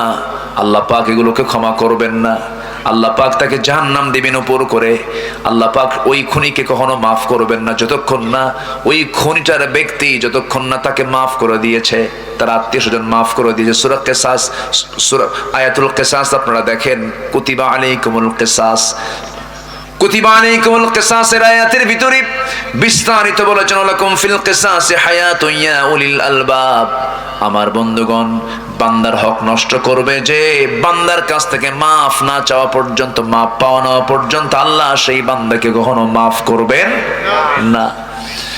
আমার ভাইয়েরা, আমরা আল্লাহর কাছ থেকে ওয়াদা করে এসেছি, হ্যাঁ তুমি আমার রব। আলাস্তু বিরাব্বিকুম ক্বালু বালা। এই স্বীকৃতি দিয়ে আমরা দুনিয়াতে এসেছি। আবার এই দুনিয়া থেকে আমরা যখন বিদায় নিয়ে নেব, এই স্বীকৃতির যদি আমরা পূর্ণ বাস্তবায়ন করতে পারি, আল্লাহ আমাকে জান্নাত দিবেন। আমার বন্ধুগণ, আমার রবকে বলেন, আসতে বলবেন আমার রবকে। রব মানে কি? রব মানে হলো আইনদাতা, রব মানে হলো বিধানদাতা। রব তাকে বলা হয়, সেই রব হতে পারেন, তিনি রব হতে পারেন যিনি সকল প্রকার অযোগ্যতা, ব্যর্থতা, অপূর্ণতা, সকল কিছু থেকে যিনি মুক্ত, তিনি হচ্ছেন আমার রব আল্লাহ। আমার বন্ধুগণ, এই দুনিয়াতে আমরা সবুজ ভূখণ্ড বাংলাদেশে বসবাস করি। 54,000 বর্গ মাইলের, 56,000 বর্গ মাইলের সোনার বাংলাদেশ। 20 কোটি মুসলমানের বসবাস এই দেশে। এই দেশে আজ 53-54 বছর পার হয়ে গেল। আল্লাহ যে রব, আল্লাহ যে আইনদাতা, কিন্তু আজকে 54 বছর ধরে আমরা দেখতেছি এই দেশে আইনটা চলছে আল্লাহর না বান্দার? আল্লাহর না বান্দার? বান্দার আইন চলতেছে। কিন্তু রবটাকে, রবটাকে আমার রবকে, কিন্তু এদেশের রবকে কেমন আল্লাহ হয়? মানুষের আইন চলতেছে। এখন তো কথা বললে অনেকের গায়ে একটু লাগবে মনে হয়, কি এরকম মনে করতেছেন নাকি আপনারা? আমার বন্ধুগণ, এই 53-54 বছর আমরা দেখতে পেলাম যারা এই ক্ষমতার মঞ্চে ছিলেন, যারা এই ক্ষমতার মসনদে বসা ছিলেন, সবার নামের আগে মোহাম্মদ লাগানো ছিল। সবাই মুসলিম পরিবারের মানুষ ছিলেন, কিন্তু 53-54 বছরে অন্তত নামাজের আইনটা পর্যন্ত বাংলার জমিনে কায়েম হয় নাই। এর ফলাফল হলো আজকে বাংলাদেশের মুসলমান মাত্র 5% নামাজি। কয় পার্সেন্ট বলেন? আর 50 লক্ষ মানুষ আজকে মাদকাসক্ত, মাদকের সঙ্গে জড়িত। 50 লক্ষ মানুষ যদি মাদকের সঙ্গে সম্পৃক্ত থাকে, যে মদ খায়, যে নেশা করে, তার বাপ আছে, তার মা আছে, তার ভাই আছে। একটা পরিবারকে জাহান্নাম বানানোর জন্য একটা মাদক সেবী যথেষ্ট। আজকে এত বড় ক্ষতি হয়ে যাচ্ছে, এত বড় ক্ষতির মধ্যে এই জাতি পড়ে গেছে, নামাজ নাই, নেশার জগতে পড়ে গেছে। এই যে চিত্র চিত্রায়িত হয়েছে, কত মন্ত্রী মন্ত্রিত্ব পালন করেছেন, কত রাষ্ট্রপতির দায়িত্ব পালন করেছেন। জাহান্নামে যাবার যতগুলো কারণ আছে, এর মধ্যে 1 নম্বর কারণ হলো নামাজটাকে ছেড়ে দেওয়া। আজ পর্যন্ত জাতিকে নামাজ 5 ওয়াক্ত পড়াতে পারে নাই। সব তো দেখা শেষ করলাম, সব দেখা শেষ করেছে, আমরা আর দেখতে চাই না। কেউ চালিয়েছে 25 বছর, কেউ চালিয়েছে 16 বছর, কেউ চালিয়েছে 9 বছর, মাঝখান দিয়া কেয়ারটেকার গভর্নমেন্টটা কয়েক বছর। সব দেখা শেষ। আগামীর দেশ আমরা দেখতে চাই কোরআনের দেশ। রাজি আছেন কারা কারা? হাত উঁচু করে দেখান মুসলমান।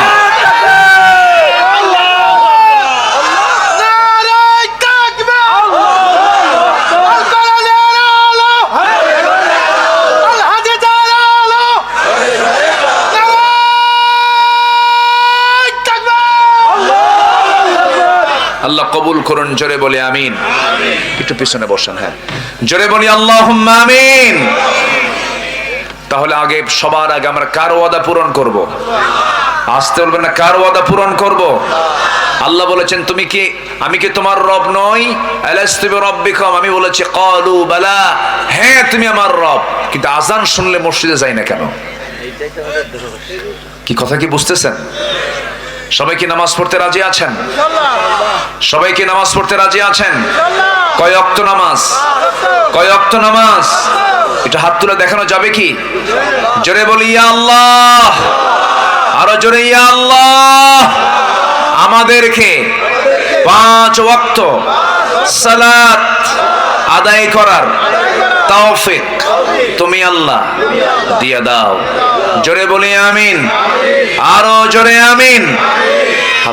কি করবেন? আরেকজন কয় মার্ডার করব, মার্ডার। এ তো লক্ষণ খুব খারাপ দেখতেছে। মাহফিলে মা বোন আছে না নাই? আছে।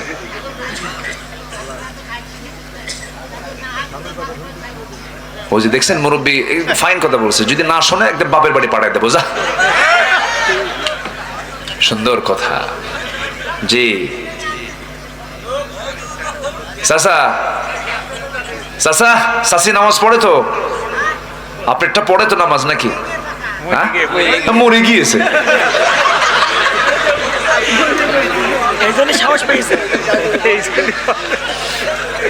বউকে মারা কি এত সহজ?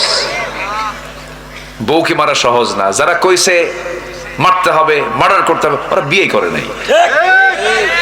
বউ মারা এত সহজ না। বউ মারতে যাবেন আপনি? বউ তো বিশাল, ও তো মানে বউ তো একটা দারোগা। রাস্তায় চলছেন বউকে সাথে নিয়ে, যদি আপনার নজর যদি কোনো মহিলার দিকে যায় আর ও যদি টের পায় একবার আপনি চেয়েছিলেন কয়েক সেকেন্ড, জাহান্নাম শুরু হবে, জাহান্নাম। সারাদিন কিছু কমে না। সন্ধ্যার সময় যখন ডাক দিবেন, সুইটি ঝর্ণা এক গ্লাস পানি আনতো, থাও তোমার সুইটি। কি তুমি চায় থাকো আরেক দিকে, তুমি আমারে ডাকো না, আগে নজর ঠিক করো। কি ঠিক আছে কিনা বলি? হ্যাঁ, বউ মারা এত সহজ না। বউ তো মারার বিষয় না, বউ হচ্ছে আদরের বিষয়। কে বলেছে বউ নামাজ পড়বেন? অবশ্যই নামাজ পড়বে, আদর দিবেন, সুন্দর করে শিখাবেন, বুঝাবেন, বলবেন একই ছাদের নিচে দুনিয়াতে থাকলাম, আমরা একই ছাদে জান্নাতেও থাকতে চাই। সুন্দর করে বুঝাবেন, এটা কাঁদবেন, এটা নামাজে দাঁড়াবেন, কবরের কথা মনে করে দিবেন। আমার নবীজির প্রথম দাওয়াত ছিল আম্মা জান খাদিজার কাছে। জোরে বলি সুবহানাল্লাহ। প্রথম দাওয়াত দেব আমরা কোথায় বলেন? বাড়িতে, স্ত্রীর কাছে আগে দাওয়াত দেব। কে বলেছে বউ শুনবে না কথা? যদি নামাজ না পড়ে সুন্দর করে বুঝায় বলবেন 4টা কারণে স্বামী তার স্ত্রীকে শাসন করতে পারবেন, তবে এই শাসন কিন্তু সেই শাসন না। আমার মায়েরা, ভয় পাওয়ার কোনো কারণ নাই। 4টা কারণে আপনি স্বামী তার স্ত্রীকে শাসন করবেন। নাম্বার 1 যদি নামাজ না পড়ে, নাম্বার 2 হলো যদি রোজা না রাখে, নাম্বার 3 হলো স্বামীর বৈধানুগত্য যদি না করে। বৈধানুগত্য এই জন্য বললাম, ফেরাউন মার্কা স্বামীও কিন্তু আছে জমিনে। আসতে বলবেন না, আছে না নাই? ফেরাউন মার্কা স্বামী হলে পরে ওই স্বামীর আনুগত্য করা যাবে না, বরং সেই সময় ওই মহিলার জন্য আসিয়ার মতো ভূমিকা পালন করতে হবে। আসিয়া স্বামীর মহাব্বতে নয়, আল্লাহর মহাব্বতে জীবন দিয়েছেন। স্বামীর অবৈধ আনুগত্যের কাছে তিনি কখনো মাথা নত করেন নাই। দুনিয়া থেকে বিদায় নিয়েছেন। আমার মায়েরা শোনেন কথাগুলো। অনেক মা বোন আজকের মাহফিলে আসছেন, মাদেরকে বলবো আপনার মডেল হবেন আসিয়া, আপনার মডেল হবেন মারিয়াম, আপনার মডেল হবেন খাদিজা, আপনার মডেল হবেন আম্মা জান আয়েশা সিদ্দিকা রাদিয়াল্লাহু তাআলা আনহা। এদেরকে ফলো করবেন, এদের আদর্শকে লালন করবেন, ফাতিমার আদর্শকে লালন করবেন। ফাতিমা দুনিয়া থেকে বিদায় নেবেন, স্বামীকে ডাক দিয়ে বলছেন, স্বামী আমার দুনিয়া থেকে বিদায় নেব, মনে হয় আমার জানাজা যেন দিনের বেলা না দিয়া রাতের বেলা যেন জানাজা দেওয়া হয়। দিনের বেলা জানাজা দিলে পরে লক্ষ লক্ষ মানুষের সমাগম হয়ে যাবে, আমার পর্দার খেলাফ হয়ে যাবে। যাবে। আমি চাই না আমার মৃত্যুর পর আমার লাশ সবার সামনে রাখা হোক। আমি কতটুকুন লম্বা, কতটুকুন মোটা চিকন এটা মানুষ অনুমান করবে, আমার পর্দার খেলাফ হয়ে যাবে। রাতের বেলা কয়েকজনকে ডাক দিয়ে আমার জানাজার কাফন দাফন করে দিবেন। ফাতিমা দুনিয়া থেকে বিদায় নিলেন আমার নবীর ইন্তেকালের মাত্র 6 মাস পরে। অল্প বয়সে তিনি দুনিয়া থেকে বিদায় নিয়েছেন। এর মূল কারণ ছিল শিব আবু তালেবের না খায়া খায়া পেটের নাড়িগুলো শুকে গিয়েছিল, দুরারোগ্য রোগে আক্রান্ত হয়ে পড়েছিলেন। ফাতিমা যখন দুনিয়া থেকে বিদায় নিলেন, আবু যার গিফারি একজন পাগল সাহাবী, নবীর প্রেমের পাগল সাহাবী, নবীর পরিবারের পাগল সাহাবী। আবু যার গিফারি রাতের বেলা স্বপ্নের মধ্যে দেখতে পেলেন নবীজি তাকে বলছেন, আবু যর, আমার কলিজার টুকরা ফাতিমা নাই, ফাতিমার জন্য সুন্দর করে তার কবরের ব্যবস্থা করো, জানাজার আয়োজন করো। রাতের বেলা কেউ জানে না। আবু যার গিফারি রাদিয়াল্লাহু তাআলা আনহু আলী রাদিয়াল্লাহু আনহুর বাড়িতে এসে দরজায় কড়া নেড়ে বলছেন, ভাই আলী দরজা খোলো, তুমি আমাকে সংবাদ দাও নাই, কিন্তু রাসূল আমাকে সংবাদ দিয়ে জানিয়ে দিয়েছেন ফাতিমার দুনিয়াতে নাই। রাসূল জানিয়ে দিয়েছেন আমি যাচ্ছি কবর খনন করতে, তুমি সব আয়োজন সম্পন্ন করো। কবর খনন করতে গেছেন বেশি জন না, কয়েকজনকে জানানো হয়েছে রাতের বেলায় কাফন দাফন হয়ে যাবে। জানাজা পড়াচ্ছেন সাইয়েদনা আলী, স্বামী তারা জানাজা পড়াচ্ছেন। ওইদিকে কবর খনন করতে গেছেন আবু যার গিফারি, কবরকে লক্ষ্য করে বলছেন, কবর রে, আজকে তোর মধ্যে আমি যাকে রাখতেছি কলিজার টুকরা হাসান হুসাইনের মা, বিশ্বনবীর কলিজার টুকরা ফাতিমা, খাতুনে জান্নাত ফাতিমা, কবরদার কবর তুই এই ব্যক্তিটার সঙ্গে, এই নারীর সঙ্গে কখনো অসম্মানজনক আচরণ করবি না। আবেগ আপ্লুত হয়ে কথাগুলো বলছিলেন।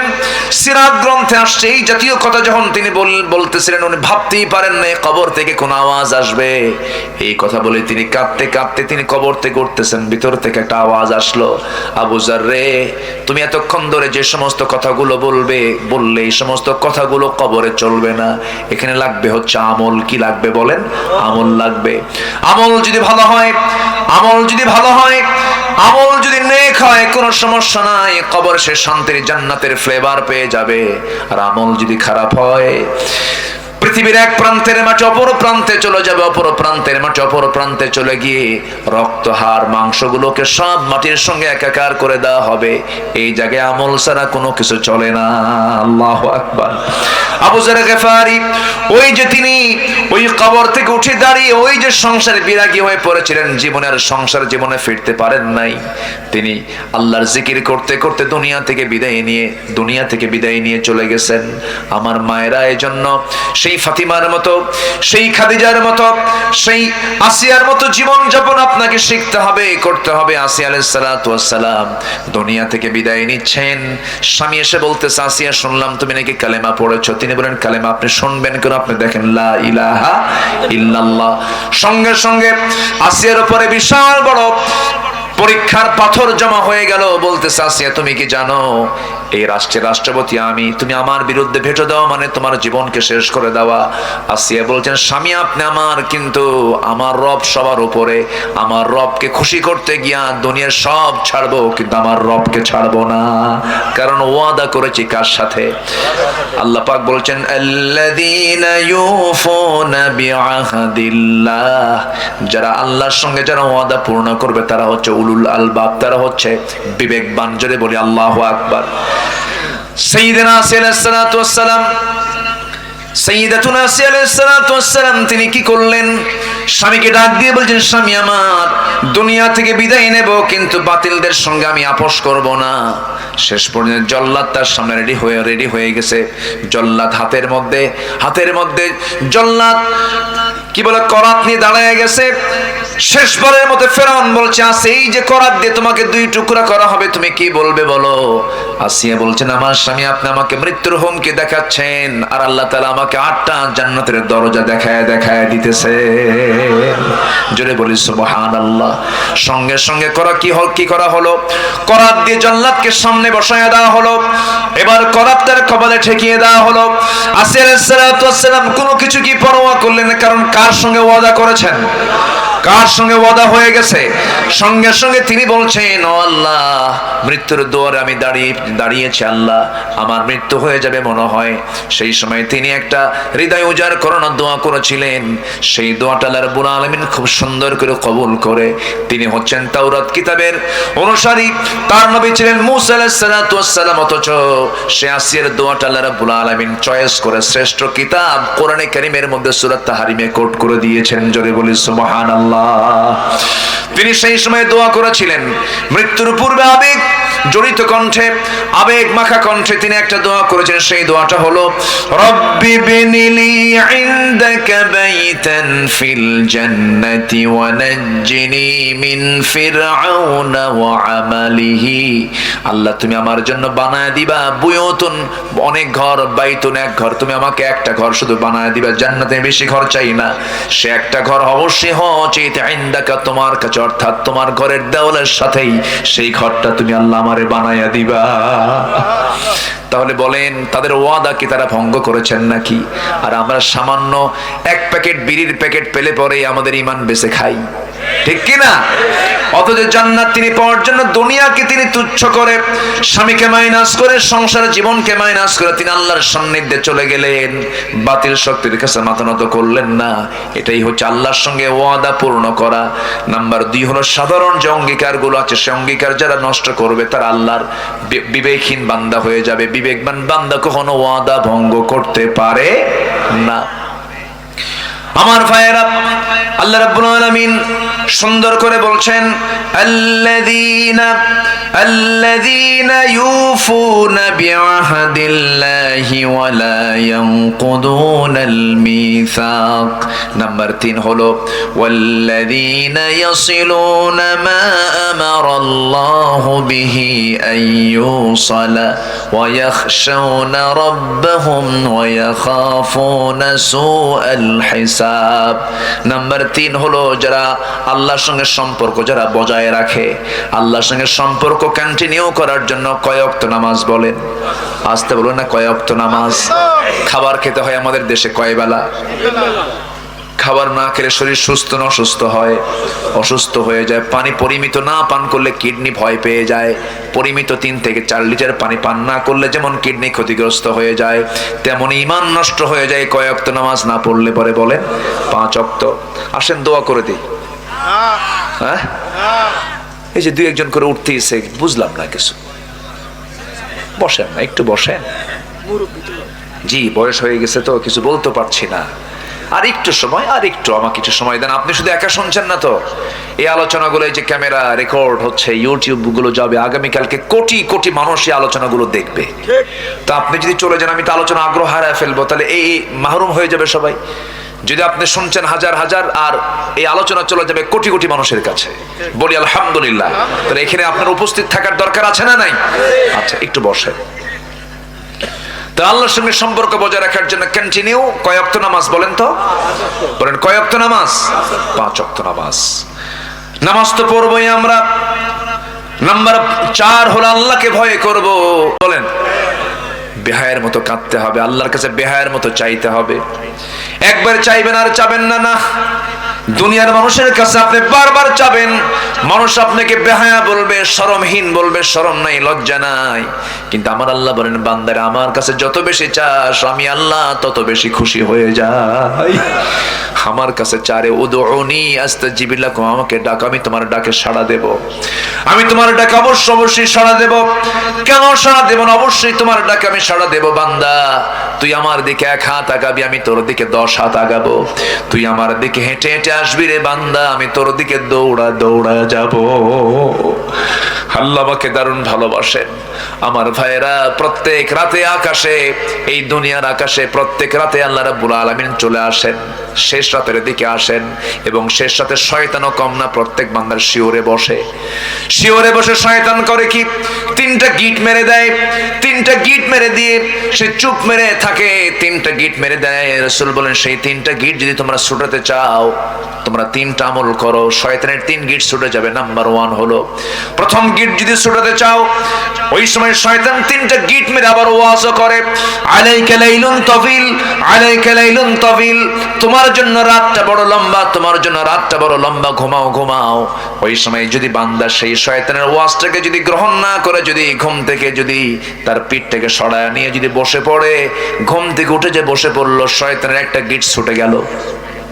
সুবহানাল্লাহ বলেন। রাসূল শিখায়া দিচ্ছেন। কে শিখায়া দিচ্ছেন? রাসূল শিখায়া দিচ্ছেন। আবার যখন সে বিছনা থেকে উঠে যখন ওযু করার জন্য যখন ওযুর প্রস্তুতি নিয়ে নিল, ওযু শেষ হওয়ার সঙ্গে সঙ্গে আরেকটা গিট ছুটে গেল। যখন বান্দা ওযু সম্পূর্ণ করে যখন মসজিদের দিকে রওনা করে দিল, প্রত্যেকটা কদমে কদমে নেকি লেখা শুরু হয়ে গেল। বান্দা যখন নামাজ শুরু করে দেয়, শয়তানের 3 নম্বর গিটও ছুটে চলে যায়। 24 ঘন্টা শয়তান ওই বান্দার কাছে এসে ওয়াসওয়াসা দেওয়ার সাহস পায় না। জোরে বলে সুবহানাল্লাহ। সবাইকে 3 গিট ছুটাবেন ইনশাআল্লাহ। কি কোন দিন থেকে বলেন? কোন দিন থেকে? আজকের থেকে। জোরে বলি ইনশাআল্লাহ। আমার বন্ধুগণ, এই শেষ রাত্রি আবার আমার আল্লাহ নিজে আসেন, নিজেই তিনি ডাকেন। কাকে ডাকেন? কাকে ডাকেন বলেন? আমাকে আমাকে আমাকে ডাকেন। চিন্তা করা যায়, কে ডাকেন? কে ডাকেন? আল্লাহ ডাকেন। এটা কি ভাগ্যবানের বিষয় না? বলেন তো, ভাগ্যের বিষয়। আমাকে ডাকেন, আমি আব্দুল্লাহ আমিন আমাকে ডাকেন, এই ভাইকে ডাকেন, আপনাকে ডাকেন, গোটা দুনিয়াবাসীকে ডাক দিয়ে বলছেন, আলা মিন মুস্তাগফিরিন ফাগফির লাহ ফিস সামাঈদ দুনিয়া। দুনিয়ার আকাশে আসেন। আমার আল্লাহ তাআলা যে দুনিয়ার আকাশে আসেন, তিনি তো দুনিয়ার আকাশে থাকেন না। তার অবস্থানটা হলো, মূল জায়গাটা হলো আরশে আজিম। যার শাজিমটা 1 আকাশ নয় 7 আকাশের উপরে। জোরে বলি সুবহানাল্লাহ। আল্লাহ বলছেন, বান্দা আমি 7 আকাশ থেকে প্রথম আকাশে আসি, 6 আকাশ পেরিয়ে প্রথম আকাশে এসে আমি তোকে বলি, তুই আমার কাছে মাফ চা, আমি তোকে মাফ করে দেব। এটা কম কথা? বিশাল ব্যাপার। আমার ভাইয়েরা, আমার আল্লাহ কত দূরে আছেন দেখেন। সাব্বিহিসমা রাব্বিকাল আ'লা, সবার উপরে তিনি আছেন। আমরা যেখানে বসে আছি, এই বসে থাকা জায়গা থেকে, এটা হলো মহেশপুর জেলা, কি বলে, ঝিনাইদহ জেলার মহেশপুর থানার কি পোড়াদা গ্রাম। এই জায়গা থেকে ঠিক আমরা যদি দিনের বেলা যদি দেখি, সূর্য আকাশে দেখা যায়, রাতের বেলা চাঁদ দেখা যায়, আর মিটি মিটি করে জ্বলা কিছু তারকা দেখা যায়। আমার বন্ধুগণ, এই পৃথিবী একটা ছোট্ট জায়গা সূর্যের তুলনায়। এই পৃথিবীর চাইতে সূর্য হলো 13 লক্ষ গুণ বড়। আবার ওই সূর্যের চাইতে ওই যে মিটি মিটি করে জোনাকের মতো করে জ্বলা যে তারকাগুলো আমরা দেখতে পাই, অসংখ্য তারকা, সেই তারকাগুলো সূর্যের চাইতে ব্যাটেল জুইস একটা তারকা আছে 33 কোটি গুণ বড়। জোরে বলে সুবহানাল্লাহ। আবার ব্যাটেল জুইসের মতো একটা দুইটা তারকা নয়, সুপারনোভা, আড্রা, ব্যাটেল জুইস, এরকম করে প্রক্সিমা সেন্ট্রাই সহ যত তারকাগুলো আছে, একটা দুইটা নয়, প্রত্যেকটা গ্যালাক্সির ভিতরে কোটি কোটি বিলিয়ন বিলিয়ন তারকা আল্লাহ রাব্বুল আলামিন রেখে দিয়েছেন। কোটি কোটি গ্যালাক্সির ভিতরে মহাশূন্যের মধ্যে আল্লাহ পাক সেটা চুলায় রেখেছেন। জোরে বলে সুবহানাল্লাহ। এমনও কিছু তারকা আছে যে তারকারা আজ পর্যন্ত দুনিয়াতে আসেই নাই, এত দূরে সেই তারকা। আমার বন্ধুগণ, মানুষ সূর্যের কাছে যেতে পারবে না, কারণ সূর্যের তাপমাত্রার কাছে মানুষ জ্বলে পুড়ে ছারখার হয়ে যাবে। চাঁদের দেশে মানুষ গেছে, চাঁদের কোনো তাপ নাই, এই জন্য চাঁদের দেশে মানুষ যেতে পেরেছে। ওই চাঁদের দেশে সফর করলো মানুষ, মঙ্গল গ্রহে গেছে মানুষ। কিন্তু মানুষ যদি চিন্তা করে, চাঁদ দেখলাম, মঙ্গল গ্রহ দেখলাম, একটু আমরা তারকার দেশে যাব, তারকা তো আরো দূরে। পৃথিবীর সবচেয়ে নিকটবর্তী তারকার নাম হলো প্রক্সিমা সেন্ট্রাই।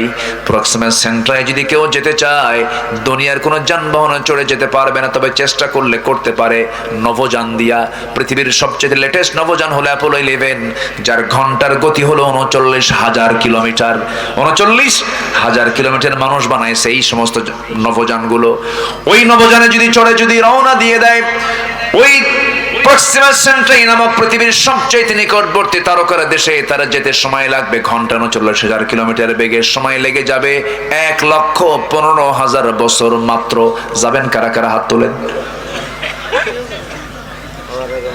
কি কথা কি বুঝতেছেন আপনারা? আমি আজকে মনে হয় একটু আপনাদের কষ্ট দিচ্ছি বেশি না? আমি খুব ডিপ আলোচনায় আজকে চলে গেছি। আমি আজকে সায়েন্স নিয়ে, বিজ্ঞান নিয়ে কথা বলতেছি। কি আপনারা কি কষ্ট পাচ্ছেন নাকি আপনারা? তাহলে বলেন তো, আমি বাঁচবো কয়দিন? 60 থেকে 70-80 বছর। আর 39,000 কিলোমিটার বেগে ওই তারকার দেশ, পৃথিবীর সবচেয়ে নিকটবর্তী তারকার দেশে যেতে সময় লাগতেছে হলো 1,14,000 বছর। আল্লাহু আকবার বলেন। 1,14,000 বছর যদি সময় লেগে যায় এই ছোট্ট এই পৃথিবীর সবচেয়ে নিকটবর্তী তারকার দেশে, আপনি আসমান পাবেন কোন দিন? আল্লাহ বলতেছে বান্দা আমি দুনিয়ার আকাশে এসে আমি তোকে মাফ করার জন্য দাঁড়ায় থাকি। আল্লাহু আকবার বলেন। এবং আল্লাহ আবার নিজে বলছেন, আল্লাহ বলছেন বান্দা তুই যদি তোর দিলটা যদি 5 ওয়াক্ত নামাজের জন্য যদি মসজিদে ঝুলায় রাখিস, আমি তোকে আমার আরশে আজিমের ছায়ায় তোকে জায়গা দিয়ে দেব। কোন যানবাহনে যাবেন? দুনিয়ার কোন যানবাহনে যাওয়া সম্ভব? আমাকে সুন্দর করে ফ্লাইটে চড়ে আরশে আজিমের ছায়ায় জায়গা করে দিবেন তিনি আমার কে? আর জোরে বলেন তিনি আমার কে? নামাজকে ছাড়বো না ধরবো? নামাজকে ছাড়বো না ধরবো? আপনার গ্রামকে আপনি মানসিকতায় নিয়ে আসেন। আপনার গ্রামে কারা নামাজ পড়ে না তাদেরকে তালিকা করবেন। কারা পর্দায় থাকে না কোন ঘর থেকে? যুবকরা তোমরা মাথায় নাও, তোমাদের হাতে আগামীর বাংলাদেশ, ঠিক কিনা? তোমরা মাত্র 35 মিনিট সময় দিয়ে ভাঙ্গা হেলিকপ্টারে দিল্লি পাঠায় দিছো, ঠিক কিনা? আগামীর বাংলাদেশ তোমরাই গড়বে। তোমরা সিদ্ধান্ত নাও তোমার গ্রামের কোন মহিলা বোরকা ছাড়া বের হয়। ওই গ্রামের ওই বাড়ির মুরব্বীকে বলো এই গ্রামে বসবাস করতে হলে বোরকা ছাড়া বের হওয়া যাবে না। তা'মুরুনা বিল মা'রুফ ওয়া তানহাউনা আনিল মুনকার। এরপরে তোমার গ্রামের মাতব্বর যদি নামাজ না পড়ে বলবো আপনি নামাজ ধরেন, মাতব্বরি টিকে রাখেন। একবার দুবার তিনবার বলার পরও যদি সে নামাজ না পড়ে বিড়ি খায়, এরকম যদি মাতব্বর হয়, চরিত্রহীন হয়, একদম ধমক দিয়ে বলবে আপনার মাতব্বরি ছুটা দিলাম, বেনামাজির কোনো মাতব্বরি চলবে না আমাদের গ্রামে, ঠিক কি না? বাস এরকম করে সতর্ক হও। 64,000 গ্রামকে তোমরা ঠিক করে ফেলো। আগামীর বাংলাদেশ কোরআনের বাংলাদেশ হয়ে যাবে ইনশাআল্লাহ। আল্লাহ কবুল করেন, জোরে বলে আমিন। কষ্ট পাচ্ছেন মনে হয়? বিবেকবান কারা? 9টা বৈশিষ্ট্য আছে যার ভিতরে। কয়টা বৈশিষ্ট্য বলেন? আমি কেবল 4টা বলেছি, আরো 5টা আছে। নুরু ওয়াজ কি শেষ না শুরু?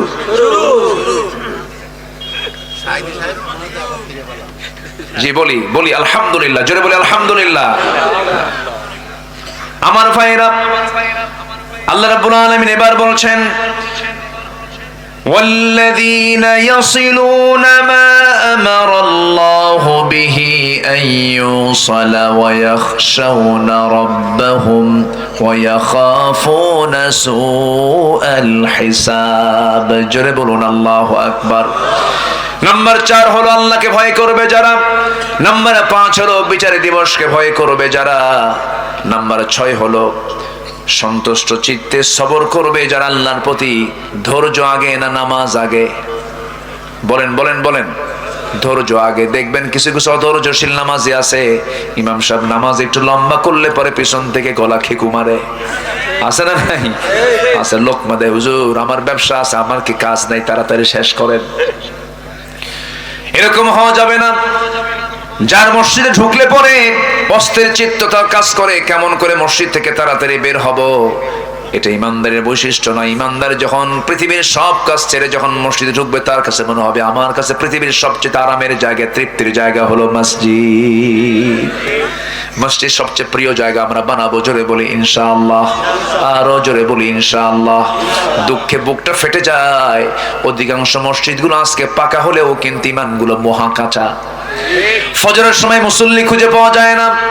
একটা গ্রামকে আদর্শ গ্রাম বলবেন কেমনে? 1 নম্বর তালিকায় বৈশিষ্ট্য বলবেন। 1 নম্বর বৈশিষ্ট্য একটা আদর্শ গ্রামের ফজরের সময় সবচেয়ে মুসল্লি বেশি হবে সেই গ্রামের, কি ঠিক কিনা? সেই গ্রামের মসজিদের মুসল্লি সবচেয়ে বেশি হবে কোন কোন কোন সময়? ফজরে। কারণ ফজরের সবাই কোথায় থাকে? বাড়ি থাকে। বাড়ি থেকে সে মসজিদে চলে আসবে। জোহরে কাম থাকে, অফিসে থাকে, বিভিন্ন জায়গায় যায়। জোহরের মুসল্লি কাউন্টেবল নয়, আসরের মুসল্লি কাউন্টেবল নয়। এই জন্য রাসূল বলেছেন যে ব্যক্তি ফজর নামাজ এবং এশার নামাজ বা জামাতে পড়বে, আল্লাহ রাব্বুল আলামিন গোটা রাত কিয়ামুল লাইলের সমান সওয়াব তার আমলনামায় দিয়ে দিবে। বাড়ি থেকে নামাজ পড়বা না, জামাতে পড়বা না, দেখো আমি কি অফার দিয়ে দিলাম। আল্লাহু আকবার বলেন। তাহলে গোটা রাত নামাজের সওয়াব পাবো আমরা কখন? বলেন ফজর এবং এশার নামাজ কোথায় গিয়ে? জামাতে গিয়ে নামাজ পড়বো। জোরে বলি ইনশাআল্লাহ। জামাতে নামাজ পড়তে হবে। জামাতে নামাজ পড়ার জন্য রাসূল তাকিদ দিয়েছেন। আমার নবীজির কাছে এক অন্ধ সাহাবী এসে বলছে, হুজুর আমি অন্ধ মানুষ, চোখে দেখি না, আমি কি জামাতে নামাজ পড়বো নাকি? রাসূল বললেন তুমি কি একা একা যেতে পারো নাকি? হ্যাঁ যেতে পারি। রাসূল বলেন তবু তুমি জামাত ছাড়বে না, তবু জামাতে নামাজ পড়বা। জোরে কোন সুবহানাল্লাহ। আমার বন্ধুগণ, সবর থাকতে হবে, ধৈর্য থাকতে হবে। ধৈর্য আবার তিন প্রকার: আস-সাবরু আলা তাআহ, আস-সাবরু আনিল মাসিয়া, আস-সাবরু আলাল ইকদার। এই তিনটার সমন্বয় হলো ধৈর্য। ধৈর্য আছে যার ইমানটা টিকবে তার। কিছু কিছু লোক আছে এত ধৈর্যহীন, বউয়ের সঙ্গে গন্ডগোল হলে পরে তালাকের কথা মুখে আনে, আসে না নাই বলেন?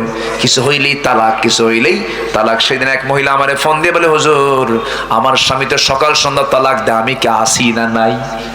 কি কথা কি বুঝতেছেন? আমারে কয়, হুজুর আমার স্বামী সকালে তালাক দেয়, বিকেলও তালাক দেয়, আমি কি আসি না নাই? কন্ত এরকম কিছু বেকুব আছে না নাই বলেন তো? কিছু হইলেই তালাক মারে।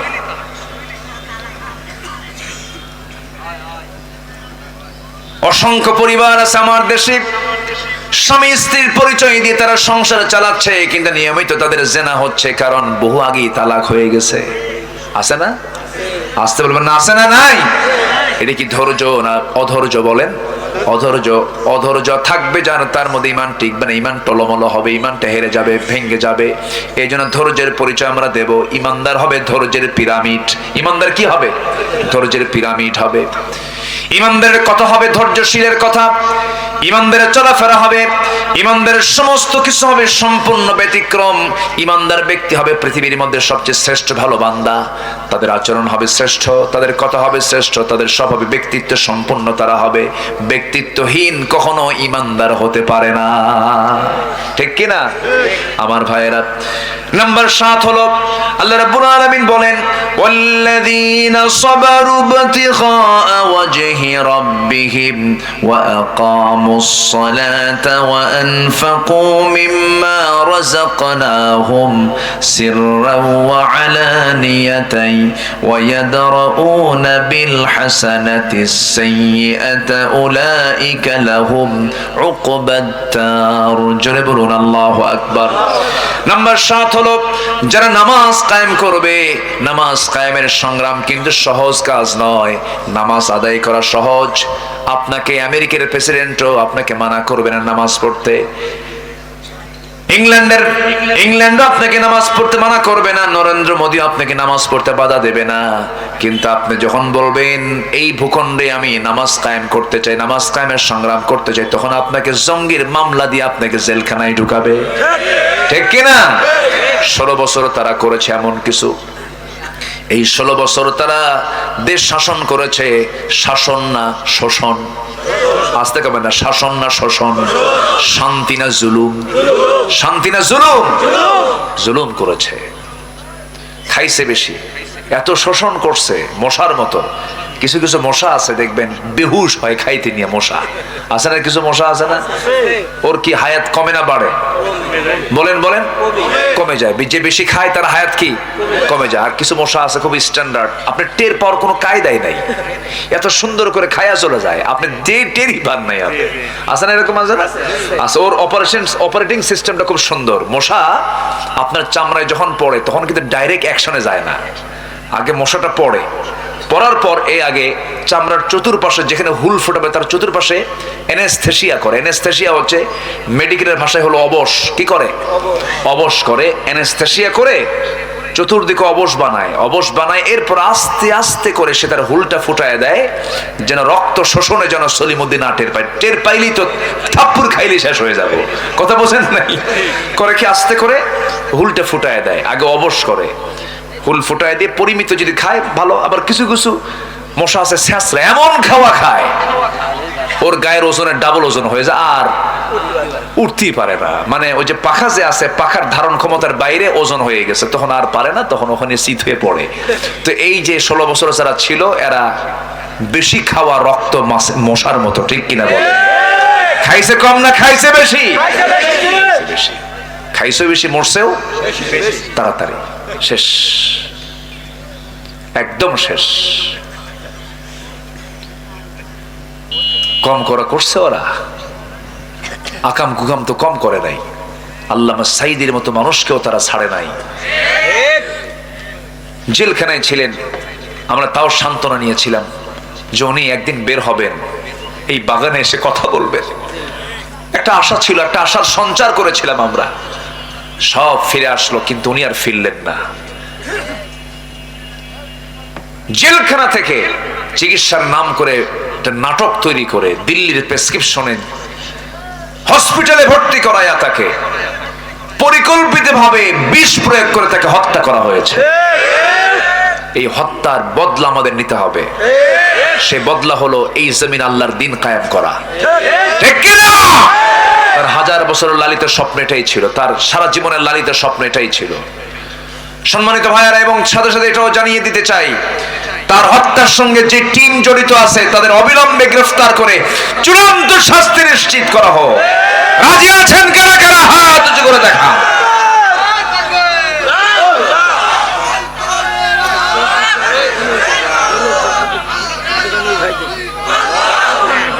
আল্লাহ কবুল করেন, জোরে বলে আমিন। আরো জোরে আমিন, আরো জোরে আমিন। সম্মানিত ভাইয়েরা, নামাজ কায়েমের কাজ কুসুমাস্তীর্ণ নয়। রাসূল মার খেয়েছেন, আমাকে আপনাকে মায়ের খাওয়ার প্রস্তুতি নিতে হবে। নামাজ কায়েমের সংগ্রাম আমাকে আপনাকে এগিয়ে আসতে হবে। 16 বছর কত মানুষ বৈধ স্ত্রীর কাছে যেতে পারেন নাই, ঠিক কিনা বলেন? স্ত্রী হক আদায় করতে ওরা বাধা দিয়েছে, সন্তানের চেহারা দেখে নাই। এই বিডিআর গুলো 16 বছর জেল খেটেছে, সন্তান স্ত্রীর গর্ভে রেখে জেলখানায় ঢুকেছে। 16 বছর পর 16টি একটা মেয়েকে সে কাছে পেয়েছে। এই যে জুলুম গুলো করা হয়েছে, এই জুলুমের ফলাফল হচ্ছে তাদের এই প্রায়শ্চিত্ত। আসতে বলবেন না, জোরে বলুন, ঠিক কিনা? এত দাপট মাহফিল আসলেই ডানে বামে সব বসে যেত কিরামুন কাতিবিন, কথা বলতে দিত না, মাইক টেনে ছিটতো। প্যারেড ময়দান 18 বছর বন্ধ রেখেছিল, সিলেট আলিয়া মাদ্রাসা কয়েক যুগ বন্ধ রেখেছিল, আমান ট্রাস্ট বন্ধ রেখেছিল, হাজার হাজার মাহফিল 144 জারি করেছিল। যারা কোরআনকে অচল করতে চেয়েছিল আল্লাহ তাদেরকে অচল বানায় দিয়েছেন। ইতিহাস থেকে শিক্ষা নাও। আল্লাহ তুমি তাদেরকে শিক্ষা নিয়ে তওবা করে ফিরে আসুক, আমরা দোয়া করি। আল্লাহ কবুল করুন, জোরে বলে আমিন, আরো জোরে আমিন। সম্মানিত ভাইয়েরা, 9টা বিষয় শেষ করতে পারিনি, এদিকে ভাবতেছে আপনাদের কষ্ট হচ্ছে কিনা জানি না। আচ্ছা, নাম্বার 8 হলো দান করতে হবে গোপনে এবং প্রকাশ্যে। আল্লাহ বলছেন তুমি যদি দান করো, মা তুনফিকু বিয়ামিনি, বাম হাত জানে নাই ডান হাত কি দিয়েছে, এরকম গোপন দান তুমি যদি করতে পারো, আমি আল্লাহ আরশ আজিমের ছায়ায় তোমাকে মেহমান বানাবো। জোরে বলি সুবহানাল্লাহ। আমরা আল্লাহকে পেতে চাই না? আল্লাহকে চাই কিনা বলেন? আল্লাহও আমাকে চান, আমরা আল্লাহকেও চাই। আল্লাহ যেন এই দুই চাওয়া যেন আল্লাহ পাক এক করে দেন। জোরে বলি আমিন, আরো জোরে আমিন। নাম্বার 9 হলো ভালো কাজের দ্বারা মন্দ কাজকে প্রতিহত করা। কি? ভালো কাজের দ্বারা মন্দ কাজকে প্রতিহত করা। যদি আপনার জীবনে কোনো মন্দ কাজ হয়ে যায়, একটা ভালো কাজ করে বলবেন, আল্লাহ ওই মন্দ কাজটা করছিলাম, এই ভালো কাজ করে তুমি আমাকে উত্তম জাযা তুমি আল্লাহ দিয়ে দাও। আল্লাহু আকবার বলো। এইভাবে আমরা চলবো, পরিবারকে দ্বীনের উপরে চালাবো। বউ সন্তান ছেলে মেয়ে এগুলো সব যেন দ্বীন বোঝে, তারা যেন পর্দায় থাকতে পারে, এই তৌফিক আল্লাহ পাক তুমি সবাইকে দিয়ে দাও। জোরে বলি আল্লাহুম্মা আমিন। এই আশাবাদ কামনা করছি। ধীরে ধীরে আমরা দোয়ার দিকে যাব। আমরা চাইবো কার কাছে বলেন তো? আসতে বলো না, চাইবো কার কাছে? আমরা আল্লাহর কাছে। নামাজের মতো করে বসে আমরা তাশাহুদের সূরতে বসে যাই। আমরা আল্লাহর কাছে চাবো আল্লাহ যেন আমাদের গুনাহগুলোকে মাফ করে দেন। জি,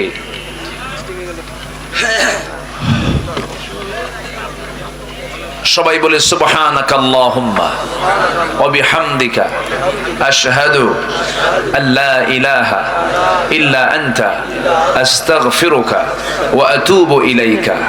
চিৎকার মেরে বলি, আল্লাহ আমার জীবনের সগীরা কবীরা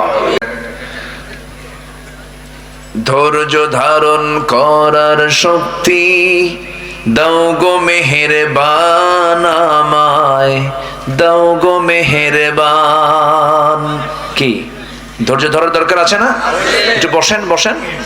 ধৈর্য ধারণ করার শক্তি দাও গো মেহেরবান, আমায় দাও গো মেহেরবান। বুকের ভেতর ব্যথার নদী বইছে অবিরাম, বইছে বইছে অবিরাম।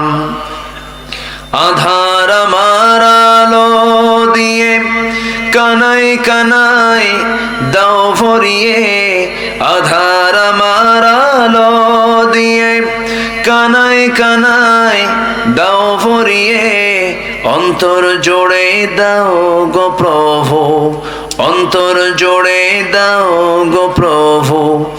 ভোরের পাখির গান, বুকের ভেতর ব্যথার নদী বইছে অবিরাম, বইছে বইছে অবিরাম। ফাগুন কেড়ে নেয়া চতর আষাঢ় করে দাও, গাছ গাছালির শীতল ছায়ায় জীবন ভরে দাও, আমার জীবন ভরে দাও। আমার ধুধু মরুর দেশে দাও গো জোয়ার ভাটার শেষে, আমার ধুধু মরুর দেশে দাও গো জোয়ার ভাটার শেষে। পারাবারের বাউরি বাতাস, পারাবারের বাউরি বাতাস আমায় করো দান।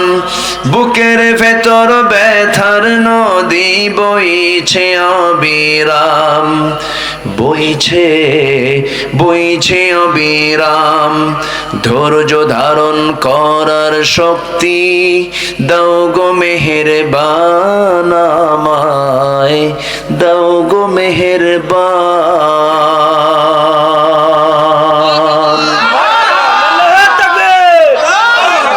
খুশি দুইটা আপনাদের।